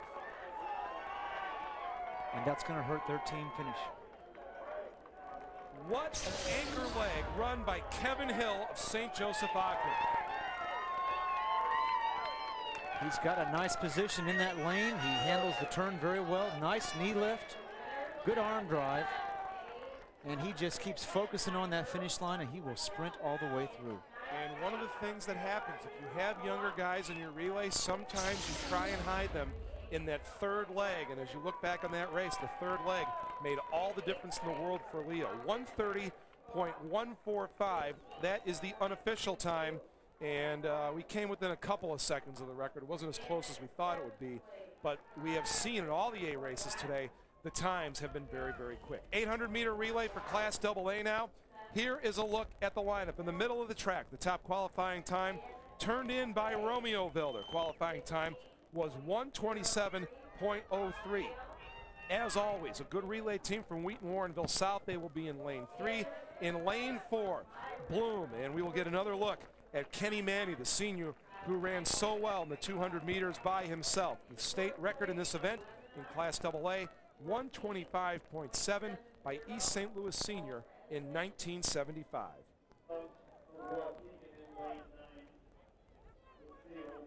Yes. Marcus Lampley will lead off in lane 6 for East St. Louis.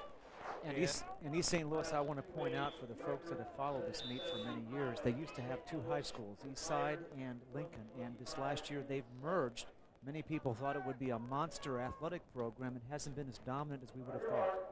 Same thing that a lot of people thought when Joliet consolidated the Central, West, and East campuses, and it hasn't quite worked out that way.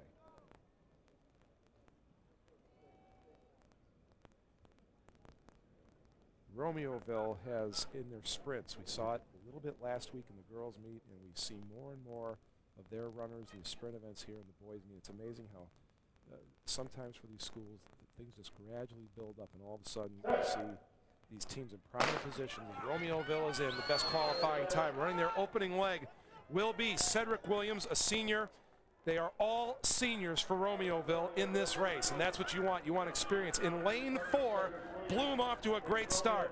Kenny Manny running the opening leg. He's already made up the stagger. Romeoville appears to be in front, though. And you know what? It's dead even now. Bloom and Romeoville running next to each other in the middle of the track. And as we come off the turn, that's out in lane 9. That's Waukegan, but again, that's deceiving because of the staggers.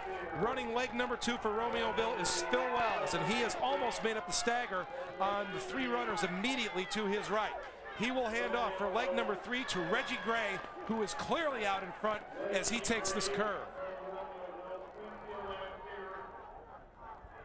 Remember, the state record, 125.7. Romeoville running away with it right now as they head for the final handoff. It's going to be up to Andre Westmoreland. Bloom's runners appears to be hurt, I think, in lane 4. Yeah, it's been a struggle for the Trojans. They have dropped well back. Let's pick up the lead runner now. And the lead runner for Romeoville is Andre Westmoreland. Let's see him come down the front straightaway. You see the clock in the lower left-hand corner of the screen as Romeoville on their way to a victory in the 800-meter relay. Romeo will be first, unofficial 126.3, finishing in second in lane 8, O'Fallon, and in lane 3, Wheaton Warrenville South. They come in third. The O'Fallon Panthers made a strong move in that anchor leg to come up and get second place. A fantastic run and a first-place finish for Romeoville High School as they claim the title, and you know what? It wasn't even close. Awfully nice when you can celebrate when you're going across the line because you're not close enough to get a record, and you can soak it in a little bit for a great effort. And we saw in the Class A race where Leo, they had 2 seniors and 2 freshmen, and I think that might have cost them a little bit. Romeoville with 4 seniors, no messing around, and they are the state champions in AA. Time now for the Class A 400-meter dash. The top qualifying time, Ryan Shields, the sophomore out of Leo. As a matter of fact, we have 2 sophomores right in the middle of the track. Matt Scherer from Red Hill, he will be running in lane 4. By the way, the qualifying time for Ryan Shields in this event was 49.54. The state record in Class A, 47.2 by Mark Claypool of Caneland in 1977. Our second look today at Ryan Shields of Leo. He won the 100-meter dash in Class A by the narrowest of margins. And as a sophomore, he will try for his second state championship. And he was the top qualifier in this event, as we mentioned. Jim, I think we have a real good chance today of going under 49 in this final. And I've been pretty accurate with my guesses so far, although I said that Sage would go under 850. I didn't think he'd go that far under. Well, now, if you look at the conditions outside right now, it has cooled off. The humidity has dropped. It's just dropped to a little bit of a breeze, and I think that's one of the reasons why we are either seeing record times, we've seen a couple of them so far today, and even past that, we are seeing a lot of guys get close. This is about as close as you're going to get to optimum conditions. Well, Jim, I just think track across the state of Illinois at the high school level has been improved this year. It's really been a renaissance, not just in the distances, but especially in the distances.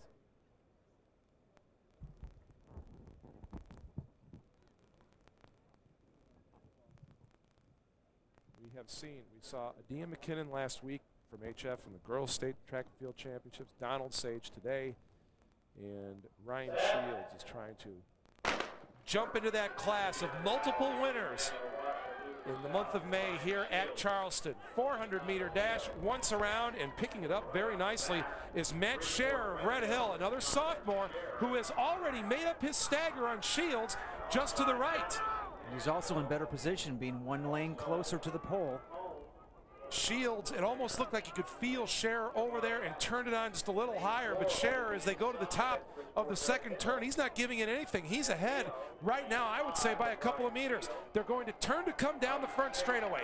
Scherer and Shields running side by side. Here comes they will be the ones Shields. to decide first and second. Shields takes the lead. Shields is heading toward the tape. He has about a 2-meter lead. You can see the runners tying up just a little bit. Shields is going to finish first. Scherer finishes second, and finishing in third from Macomb, Jabari Adams, the unofficial time. Craig, they did go under 49, 48.09. I have approximately 47.9. Really, Shields did not panic back there in the turn when he was behind. He held his composure and he won the race, and that helps Leo again to big points. Justin Morris of Nashville, you saw him get close to getting third. It looked like he had fourth place, but Ryan Shields, remember, he didn't have the top qualifying time in the 100. He won that. He had the top qualifying time in the 400. He was a winner of this event, and we will see him one more time in the 200-meter dash. 400-meter dash for the Class AA schools. There are some wonderful competitors in this race, especially guys that double up on the football field as well, like Nick Bombarek and Brett Bell of Wheaton Warrenville South. But quite possibly, the entire race to watch is right in the middle of the track. Santos Gonzalez of Pontiac, a junior.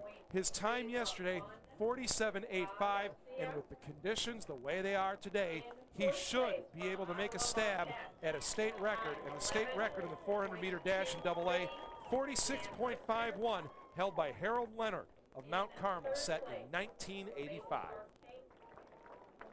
Lane assignment for the Class AA 400-meter dash.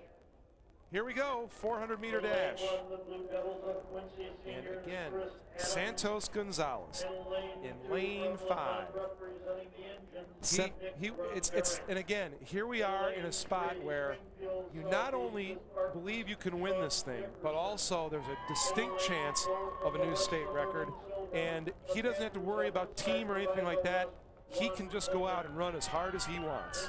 Jim, there's 7 juniors in this race today. That bodes well for 400-meter running in the state of Illinois for at least another year. I'm predicting a sub-48 time in this particular final. I don't know that they'll get that state record, but it's going to be a lot closer than what we've seen in recent years. Another guy to watch in lane 6, we mentioned him briefly, Brett Bell, has already been courted by Penn State, Michigan, and Iowa for football. And in lane 2, Nick Bromberek, he's going to be in about 4 events. He's single-handedly taking Lamont into a top 5 to 10 finish there in the team standings. Bromberek, an interesting story because living out in the Lamont area, he's close enough to Providence Catholic and Joliet Catholic as a football player, which are 2 pretty good schools to go to for that sport. I'd say so. And decided to stay at Lamont because, and I loved it, because that's where his friends are. Well, and you know what? You only go through high school once. Why not go through it with your buddies? I see nothing wrong with that. And he's got that real fast crew cut. See, there's no wind resistance there when it comes to hair. A lot different than from when I ran in the 70s, believe me. And Craig got to mention when one of the people from his hometown was in the race. Well, in lane 8, we have Devon Clark from Chicago Heights Marion. He's a junior. Yay. We have some flat-out studs in this race. Let's see what happens in this first turn. Let's keep an eye on Gonzalez in the middle of the track. Let's see if he can make up any ground. And he does. He's going to be helped, I think, by the fact that he has Bell right in front of him. But in lane 3, Sean Dickerson of Springfield Southeast, he's made up his first stagger, and now he's trying to run down Gonzalez. What a great start by Dickerson as we head into the final 200 meters. Watch Mastrino in lane 7 from York in the green. Again, keep in mind the record in this event, 46.51 as we come down the front straightaway. Lane 4, Juan Coleman of Proviso West. Lane 2, it's Sean Dickerson of Springfield Southeast. Here comes Mastrino is out there as well. Bromberg in lane 2. Bromberg and Mastrino going for the tape. Bromberg is going to win it 47.15, the unofficial time.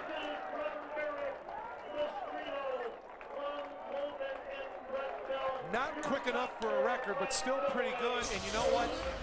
That was a race. And this is going to sound goofy and redundant and obvious, but that was a race. This wasn't a sprint.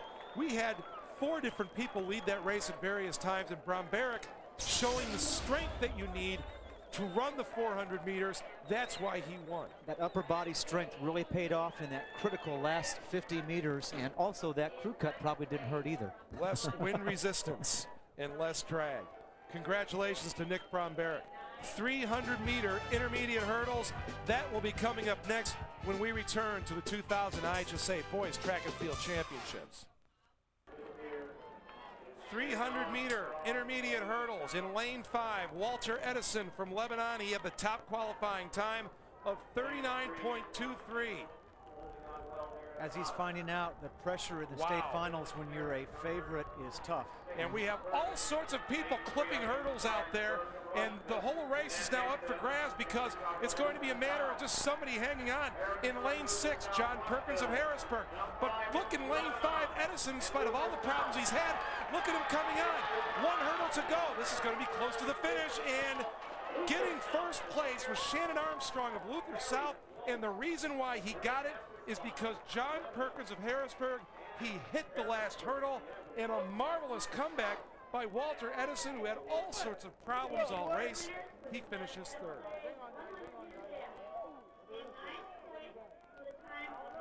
Watch this.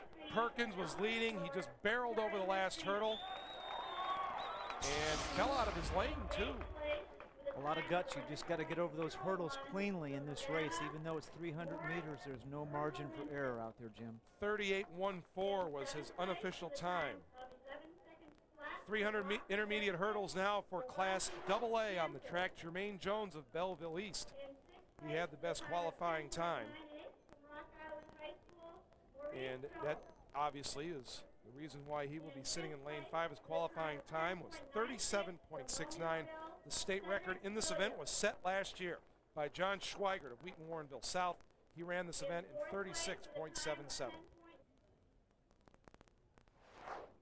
Andre Zachary in lane 3, not only a hurdler, but also a dancer, which I think bodes well in this event. Abe Jones in lane 2, he won the 110s just a little while ago.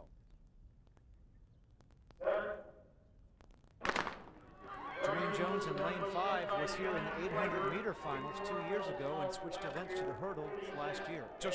And that brings to the point, Craig, of what great athletes the 800 guys are, because you can have somebody like Jones switch over and start running the hurdles and really doesn't have too much of a problem. Merrill Williams from Springfield, he is running right along the shoulder right now of Jones, but Jones is out way ahead of everybody as he comes off the turn. He's using that 800-meter strength. Look at this. Jones just absolutely just tearing it up as he heads down the front straightaway, tying up just a little bit as he heads down the straight, but Jones is going to win it, and second place is Abe Jones of Rolling Meadows, so it's a Jones finish. It's a Jones and Jones all the way, and he really, I'll tell you, Abe Jones had to really work hard to come up and get second place. So if you have a hurdle Jones, you had it satisfied in this race. Sorry. 36.97 was the unofficial time. Jermaine Jones from Belleville East. That was within a couple of tenths of a second of I guess if you win, you can stick your tongue out just like Michael Jordan, right? Hey, you know what? You can do anything you want when they call you state champ. Isn't that right? That's you right. You can get away with about anything. Almost. 1,600-meter run coming up next in Class A. And this event is paramount for Eureka if they are going to win the state championship. They are behind right now, and behind by a rather sizable margin. Now here's the good news for Eureka. They have not only the best qualifier in Ryan Chapman, they have the number 2 qualifier in Dustin Frankie, and really to win a state championship, Eureka is going to need to go 1-2 and wait to see what happens, because Chapman and Frankie are the last 2 bullets the Hornets have in this meet today. Now, before we set the field and talk about the runners a little bit more in the 1,600-meter run in Class A, let's take a look at the Class A standings. This is through 14 events, so we should point out the 300-meter intermediate hurdles have not been added in. But our point here is this. Eureka, and specifically Chapman and Frankie, they have to finish 1-2 to give Eureka any type of a shot at winning the state title, because remember, Leo is going to get one more individual appearance out of Ryan Shields coming up the 200-meter dash, and also they have a relay. St. Joseph Ogden has Kevin Hill going in the 200-meter dash, and they are in the 1,600-meter relay. This is it for Eureka. They have to go 1-2. Frankie and Chapman were by far the best of the field in the prelims. But Jim, have to and can do are two different things. And in this particular case, both these guys have the ability to finish first and second for Eureka. They both had the 2 fastest qualifying times yesterday in the preliminaries, and I still have to put my money on Dustin Frankie, just simply because of the speed that he showed us at the end of the 3,200 meters is even more critical in the 1,600-meter distance. For any information you might possibly want on high school athletics, go to the best website there is, the official IHSA website, www.ihsa.org. And as we swing into championship season for spring sports, baseball, softball, girls soccer coming in the next couple of weeks, you will want to be on the best website for covering high school sports in the state of Illinois. I use it. You should too. How about that? What I and seriously, you sell cars too, Jim? What I love about the IHSA website is they have the past results from like the last 3 or 4 years, so you can kind of get a feel for where the various athletes have come from in the last couple of seasons, how they've progressed. Now we've got a couple of runners coming back here in the 1,600 meters. Jalema is coming back from the 32. I believe that we have Bo Meredith coming back from the 32. So we've got a total of, I believe, 3 or 4 doublers coming back from the 32 to the 16.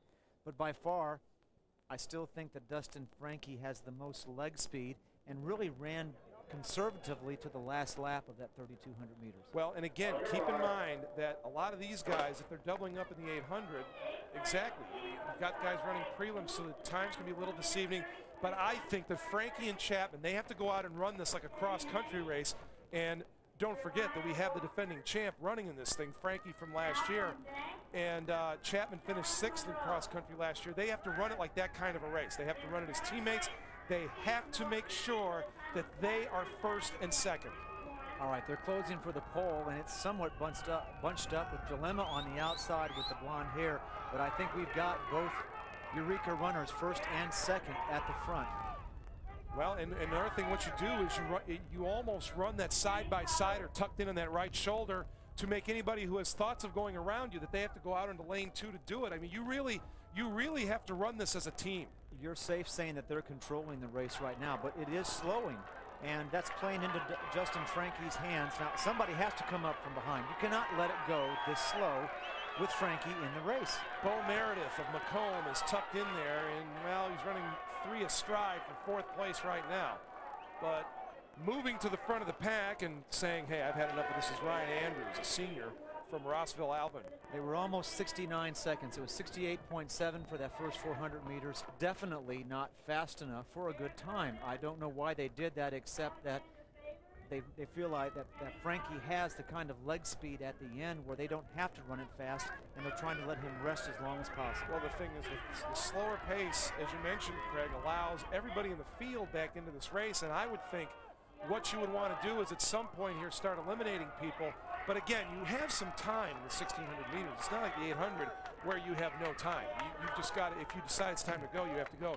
Here you can size the field and take a look at it and decide, okay, what do we want to do here? How do we want to approach this? Well, you know, if you're a big kicker, you live by the sword or you die by the sword. When you let it come down to 1 lap to go, if there's somebody else that has reasonable leg speed that may get a jump on you. And remember, Frankie is doubling back, and that did take something from him. You can't do 3,200 meters cheaply. Ryan Andrews first as we come to the halfway point. Running in second is Dustin Frankie. Ryan Chapman is third. And Earl Ali, a senior from Burlington Central, he's running all the way out in the middle of lane 2. He's running fourth. It's starting to get really congested at the front. There was some tripping going on there. It's 4 or 5 guys up front.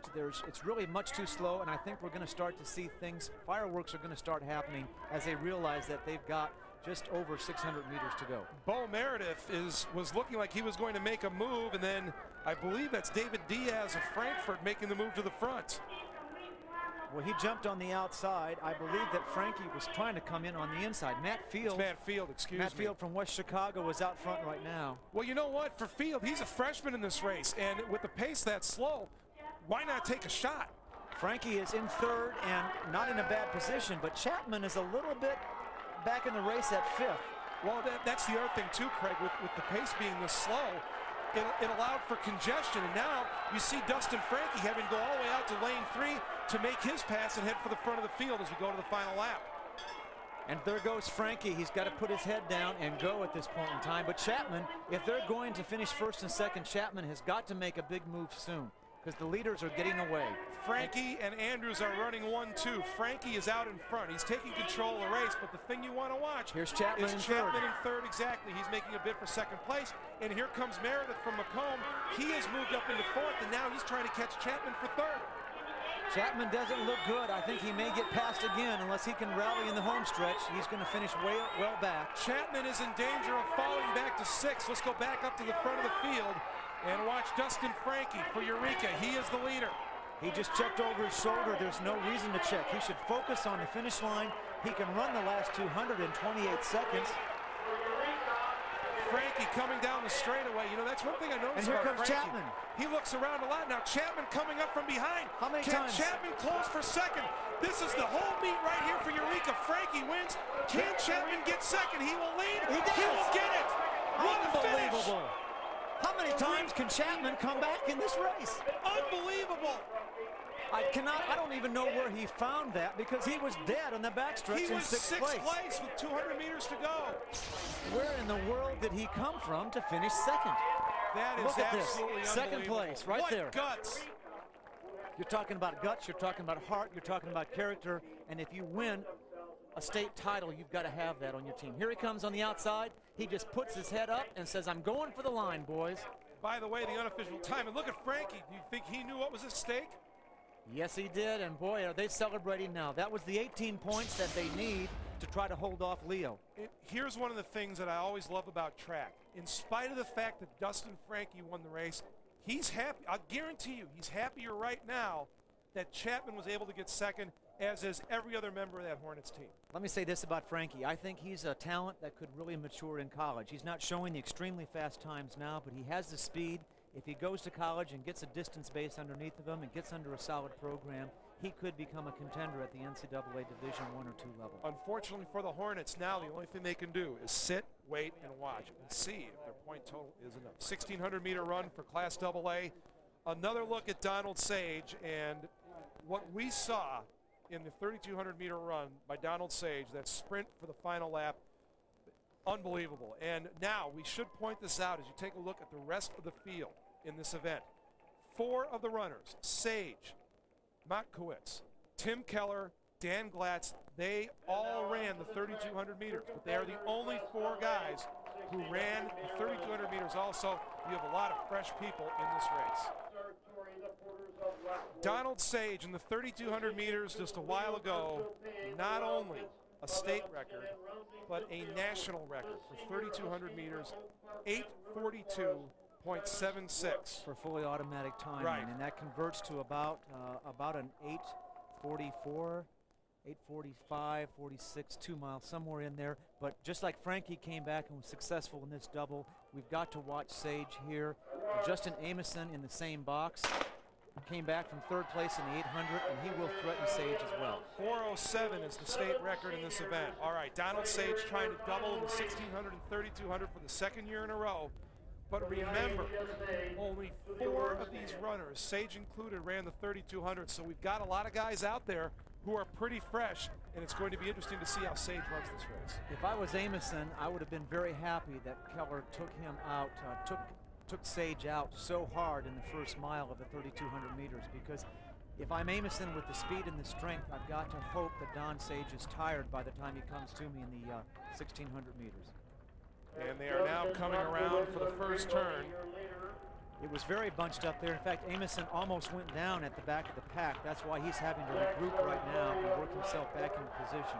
Zach Sartori, he is the leader right now, and he had a very interesting day yesterday. He had his spikes and his jersey stolen.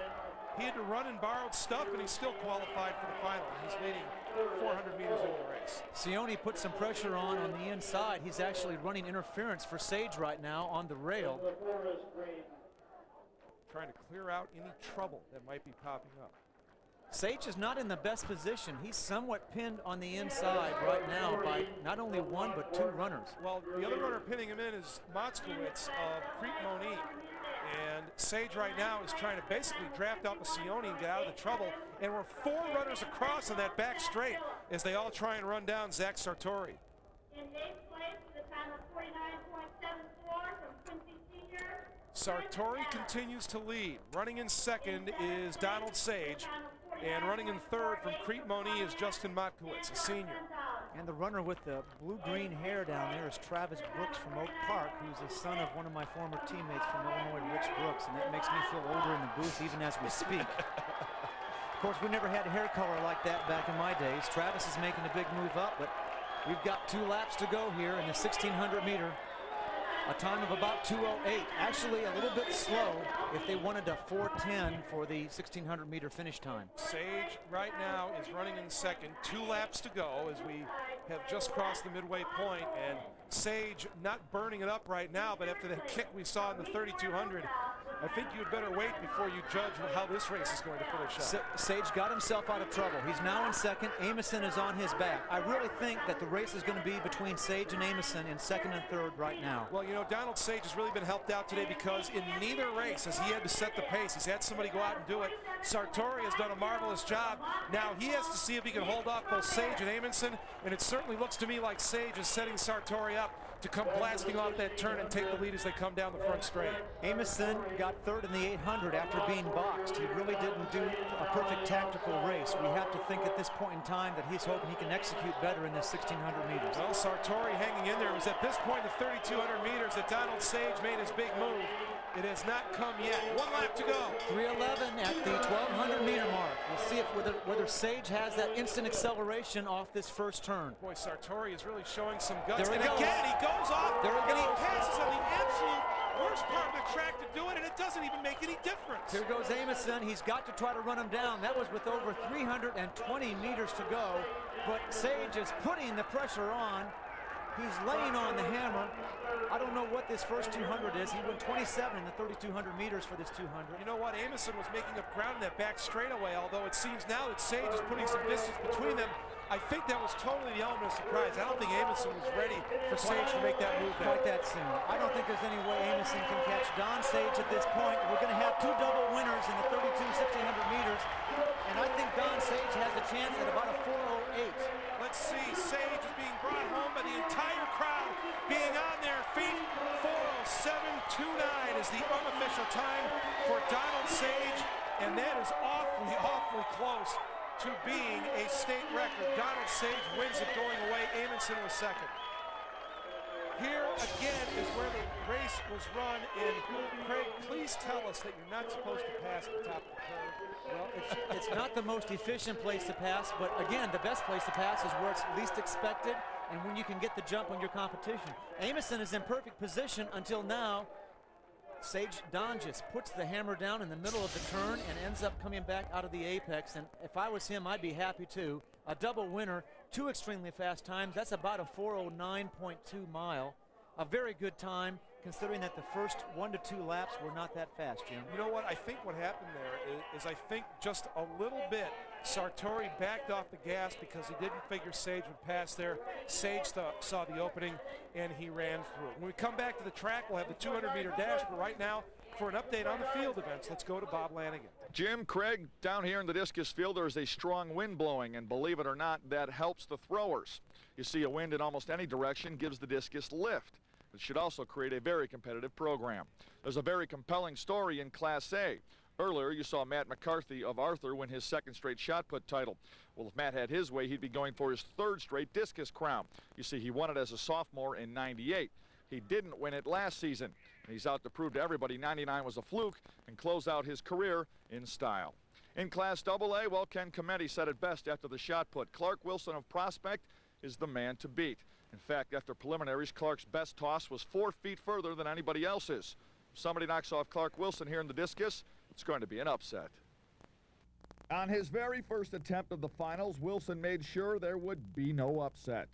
A personal record and near state record throw of 190 feet 1 inch was so dominant that everybody else was competing for second, including his rival Kameni. I watched you during the shot. You seemed very visibly upset after not winning the shot. Yeah, losing the shot to Ken, it's disappointing, but at the same time, I think it got me fired up for disc, and I think that's why I had the performance that I did. Clark will throw at Western Michigan next season. As expected, Kameni was second, followed by Hashtiti, Oshinawa, and Gonzalez. In Class A, McCarthy eliminated any chance of a dramatic finish when he opened with a throw of 173.10. Nobody came within 2 feet of it, giving Matt his second title of the day and fourth of his tremendous career. It's just such an emotional roller coaster. Yesterday I was feeling so down because I didn't even know if I made it in the discus. I wasn't too pleased with my shot put, and today, you know, I'm first in both. So it's just, when you get against good competition like this, it brings out the best in you, and I was just happy to be able to come away with 2 wins today. Oregon junior Andy Ballard will be back again next year. Booley matched his third place finish in the shot. O'Brien and Houston finished the top 5. Stay with us. Jim and Craig have the 200-meter dash when the boys track and field state championships continue. Jim Blaney, Craig Virgin, Bob Lanigan back at O'Brien Stadium in Charleston, Eastern Illinois University. We are down to our final 2 events in this year's State Track and Field Championships. The 200-meter dash for Class A is coming up. One more time, we're going to get a look at Ryan Shields of Leo.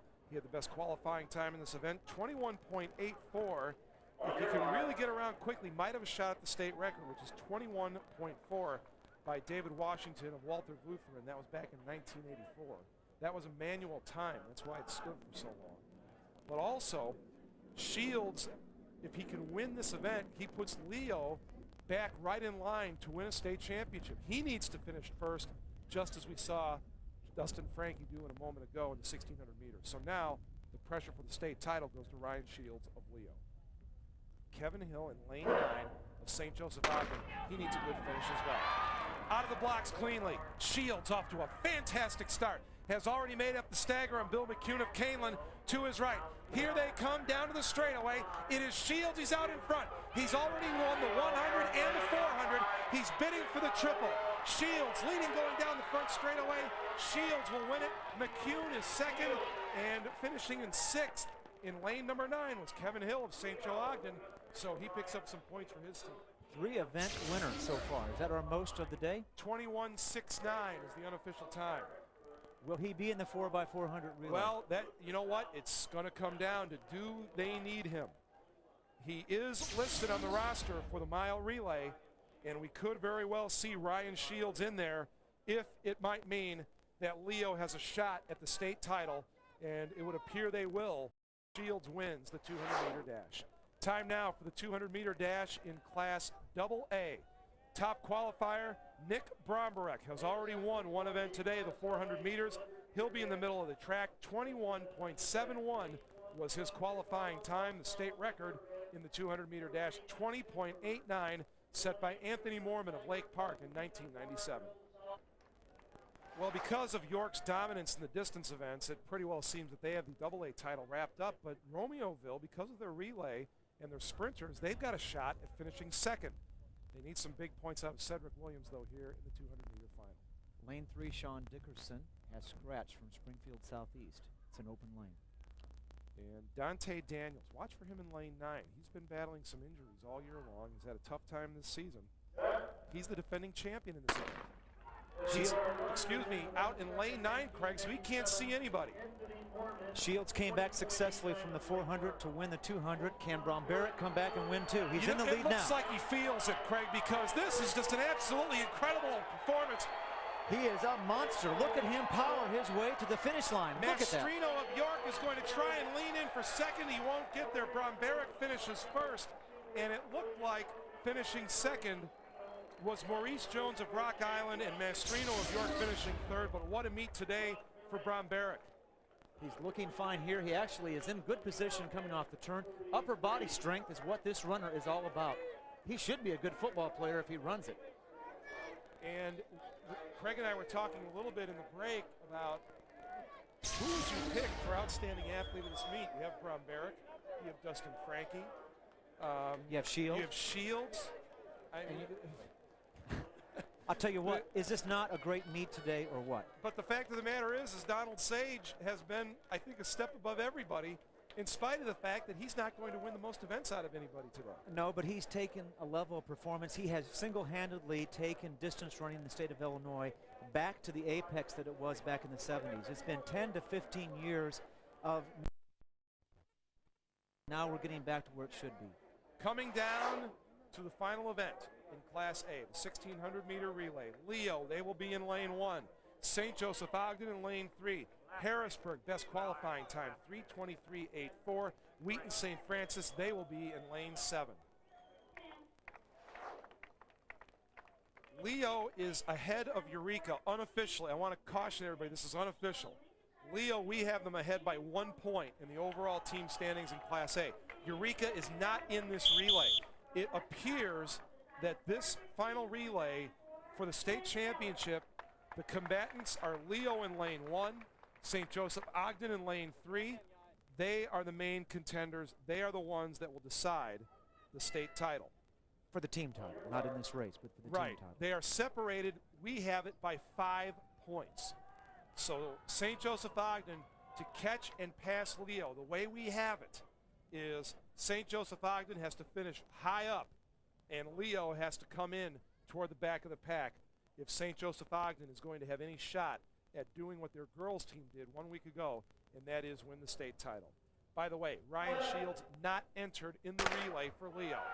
They will lead off with Reginald Martin, a senior. St. Joseph Ogden, they go with David Ray, a senior, as we lead off the 4x400 relay.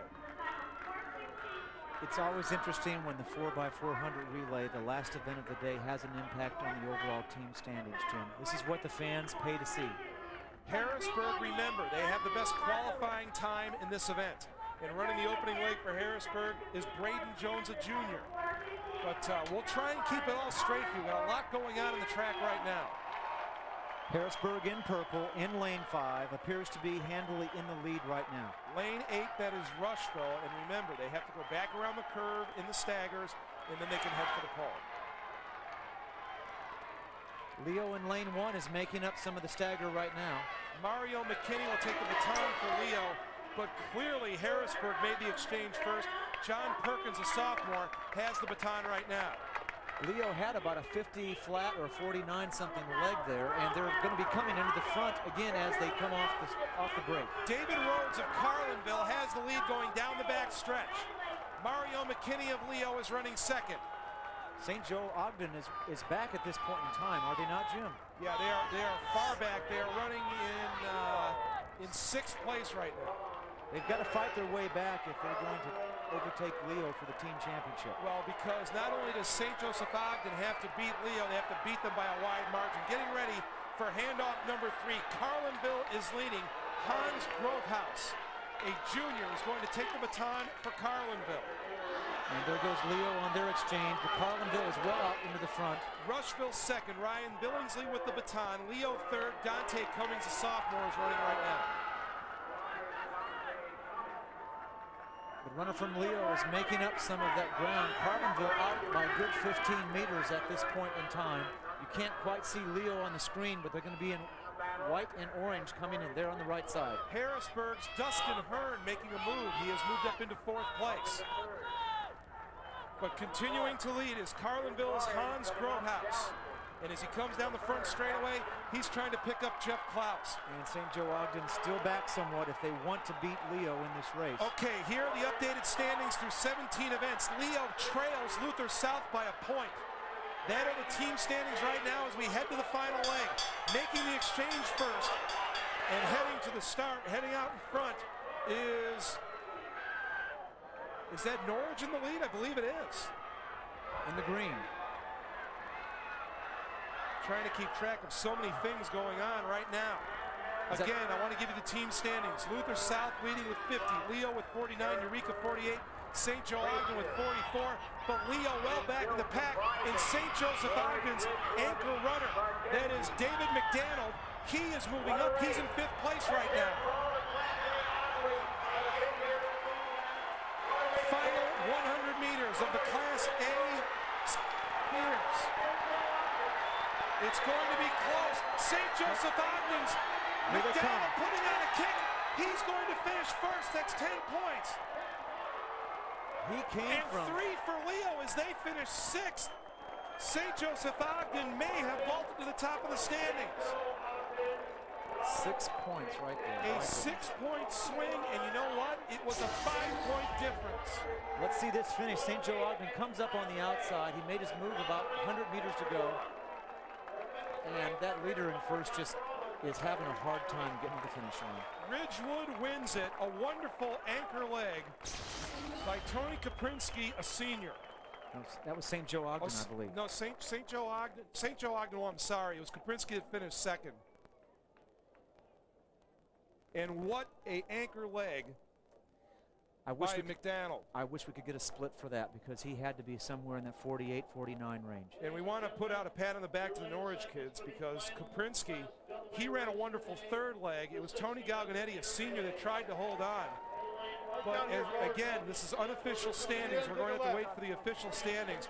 But it appears that St. Joseph Ogden, in the final 20 meters of the State Track and Field Championships, may have pulled it off, but we'll have to wait for the final results because always in a relay, you had better wait until the results are official, but what a finish by St. Joe Ogden. Let's now go to the AA field for the 1,600-meter relay. St. Charles with the top qualifying time. They had 3:20.05 in the prelims. The Dukes of York, they have won the state title. They will be in this meet as well. The state record in this event, the 1,600-meter relay, by Thornton, and that was back in 1985, 3:14.17. The standings in the team event, York with 66, Nick Bromberg, a.k.a. Lamont, 38. Romeoville third, 31 points. None of that will change. The only suspense left is can the Dukes of York finish this meet off in style by winning the final event? They're in lane 7. They've never won a team championships in track and field, as you mentioned earlier. Have they ever won the 4x400? Highly doubtful because it was not a sprint school. Whatever Coach Joe Newton has done to transplant speed into the Dukes of York, I'd like to have a bit of that for myself. In lane 6, Springfield Southeast, they've made up the stagger on the Dukes of York, and it would appear that they have the lead at this point in the race, and the leadoff runner for Springfield Southeast is Tyler Banks. His famous sister is Tyra, but no, just kidding. Thornwood is moving up on the outside as well. Yeah, and you know, they're lane 8. We have to go back and talk about what a disappointing event this has been for Thornwood just because they didn't have their best runner. Dion Ballantyne, he has the baton for Thornwood. Let's see if we can see which team makes the exchange first, and it certainly appears like it's Cahokia in lane 3. Mike Lewis handing off to James Mitchell, and James Mitchell is absolutely flying out there in lane 3. Mike Lewis, of course, was, I believe, second or third in the 800. He ran a dandy leg for them to give Cahokia a good position in this 4x400 relay. Mitchell of Cahokia is leading. Brandon Simmons from Thornwood moved into the pole and was tucked into second, but now chasing him down from behind is Matt Kiefer of York. York is in third right now, but coming up on the outside behind them, Cahokia running number 1 right now, and we've got an absolute sprint going on as Proviso West Corey Carmichael has moved into second, but answering is Thornwood's Brandon Simmons, and Simmons is going to make the exchange first. He hands off to Carlton Hondras, a senior. Poor exchange by York. Thornwood first, Proviso West is second at this point. St. Charles third, Cahokia is fourth. York is back in sixth. They're trying to make up some ground after that handoff. Where we have all sorts of moving going on in that back straightaway. And it's just unbelievable what we're seeing on that back stretch. We're seeing York come up into fourth on the outside, and they're going to be in third by the time they come out of this turn, unless they run out of gas. Brian Hines of St. Charles, he has taken over this rate, and he is really moving coming down this front straightaway. Although you can see from the face muscles, getting a little tense, but he's pushing it down the front straight. Eric Joss, a senior for the Saints, he will run the anchor leg. Cahokia's coming back into second or third. St. Charles first, Proviso West second, Thornwood third, Cahokia fourth, York fifth.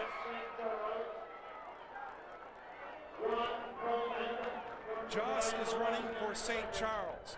For Proviso West, it is Juan Coleman running the anchor leg. Coleman is trying to run down Joss. Cahokia just got into third place, but they've still got 5 to 10 meters to make up. Carlton Moran for Cahokia running the anchor leg, but he is passed up by Felix Anderson of Thornwood. Here we come, the last 150 meters of the mile relay. So much can happen if somebody ties up in the last 50 meters here. And for Proviso West, coming off the turn is Juan Coleman. It is Coleman running side by side with Joss. Now Coleman pulls ahead. Proviso West will win. St. Charles second, Thornwood third, Cahokia fourth in the 1,600 meter relay. And York came in sixth to add to their point total. What an anchor leg run by Proviso West, Juan Coleman. He got out into that second lane and just let it fly. No sign of tension or stress in his arms and legs. He's just driving into the finish. Unofficial time, 3:17. And once again, we'll mention the state record, 3:14 in AA, set by Thornton in 1985. But congratulations to Proviso West. They win the final event of the day, the 1,600 meter relay. When we come back, Bob Lanigan will have an update on the field events, and we'll also get out the abacus and total up the final scores from the IHSA Track and Field Championships.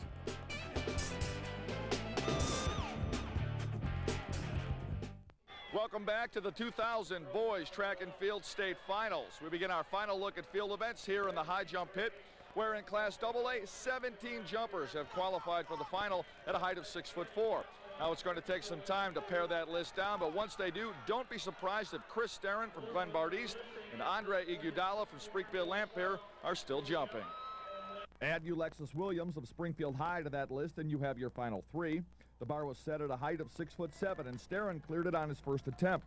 The others did not, giving the junior from Glenbard East the title. Did you kind of say to yourself, I get over this first time and I got a shot to take it? Did you kind of focus on that jump? Yeah, that's what I was trying to do the whole way through, just concentrate on the first jump, not let anything slip by, because like I said, with so many guys jumping so well, you just I had to focus on every one. I knew whoever usually clears it first, that's who's going to get it. Look for the high jump to be extremely competitive next season when Starron and Williams are seniors and Iguodala is a sophomore. In Class A, Todd Green of Wayne City is your state champ at a height of 6'8". Andy Dicker, Larry Williams, Michael LaRochelle, and Clint Wislead, the top five. In the long jump, Nick Bromberek of Lamont continued his amazing one-man show. His jump of 23 feet, 8.5 inches gave him his third state title of the day. The way I look at it is just my last track meet in IHSA history, so I'll give it all I got, and I can sleep for the next week if I have to. Add his second-place finish in the 100, and Bromberek's Herculean effort has single-handedly given Lamont a second-place finish in the team standing. In Class A, Mark Goebel of Newton jumped 23-1 to capture the title. Brandon Jones, Adam Miller, Brock Gerber, and Reginald Martin, the top five. In the pole vault, Lake Park junior Mark Zilch came up with his first-ever state crown after a vault of 15 feet. Conditions were pretty good. Rain was a factor a little bit, but we're pretty lucky it didn't come in. All the vaulters were just excellent. They put it all on the line, man. It was a really good team and everything. The junior was the only vaulter to clear 15 feet. Jim Keller, Noah Cosby, Adam Caldwell, and Don Viken, the top five. In Class Single A, Josh Wakey of Herscher cleared 14.9 to capture the crown.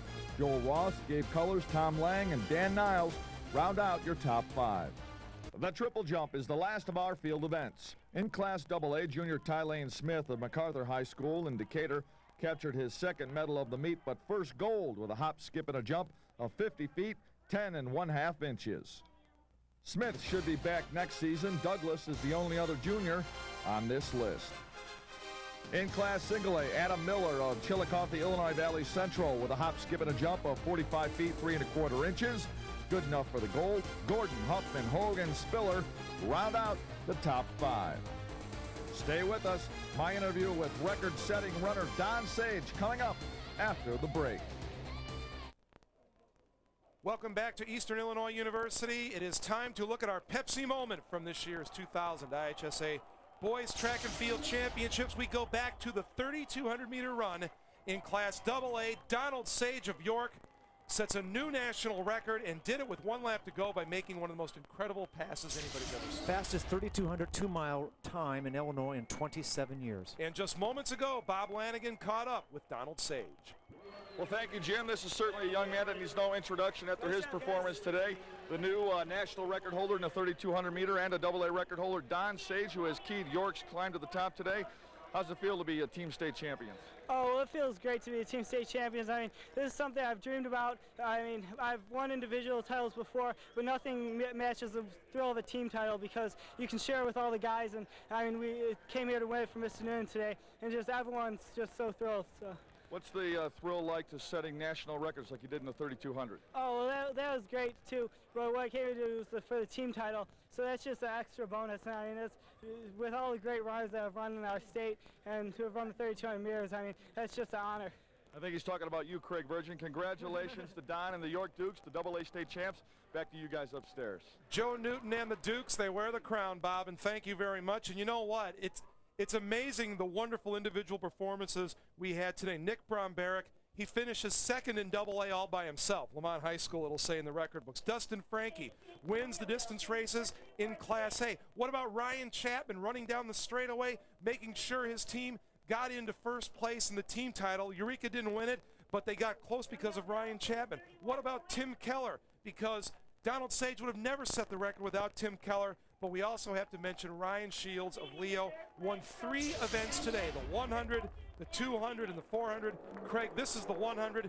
He barely won it, but he won it nonetheless. Fastest small school human in the state this year, and he really shows his character. This showed us what the day was going to be like the rest of the afternoon. Frightening thing is, Shields is a sophomore. He'll be back, and so will we after this.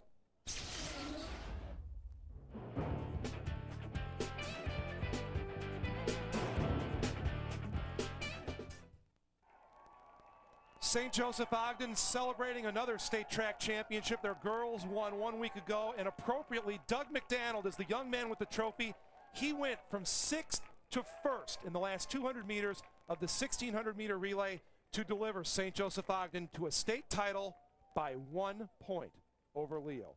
Luther South finishes 3rd. Eureka, they come in 4th. The AA standings, York, they win it going away. A marvelous total of 70 points. Lamont, Nick Bromberek, finishes with 38 points. Romeoville with a fantastic showing. They come in 3rd with 31 points. At this time, Fox Sports Net would like to thank the Illinois High School Association for making this championship event possible. For Craig Virgin, I'm Jim Blaney, and for all of our Fox Sports Net crew, we say so long. The Dukes of York win the first state track title for Joe Newton. The proceeding has been an exclusive presentation of Fox Sports Net and Intersport Television.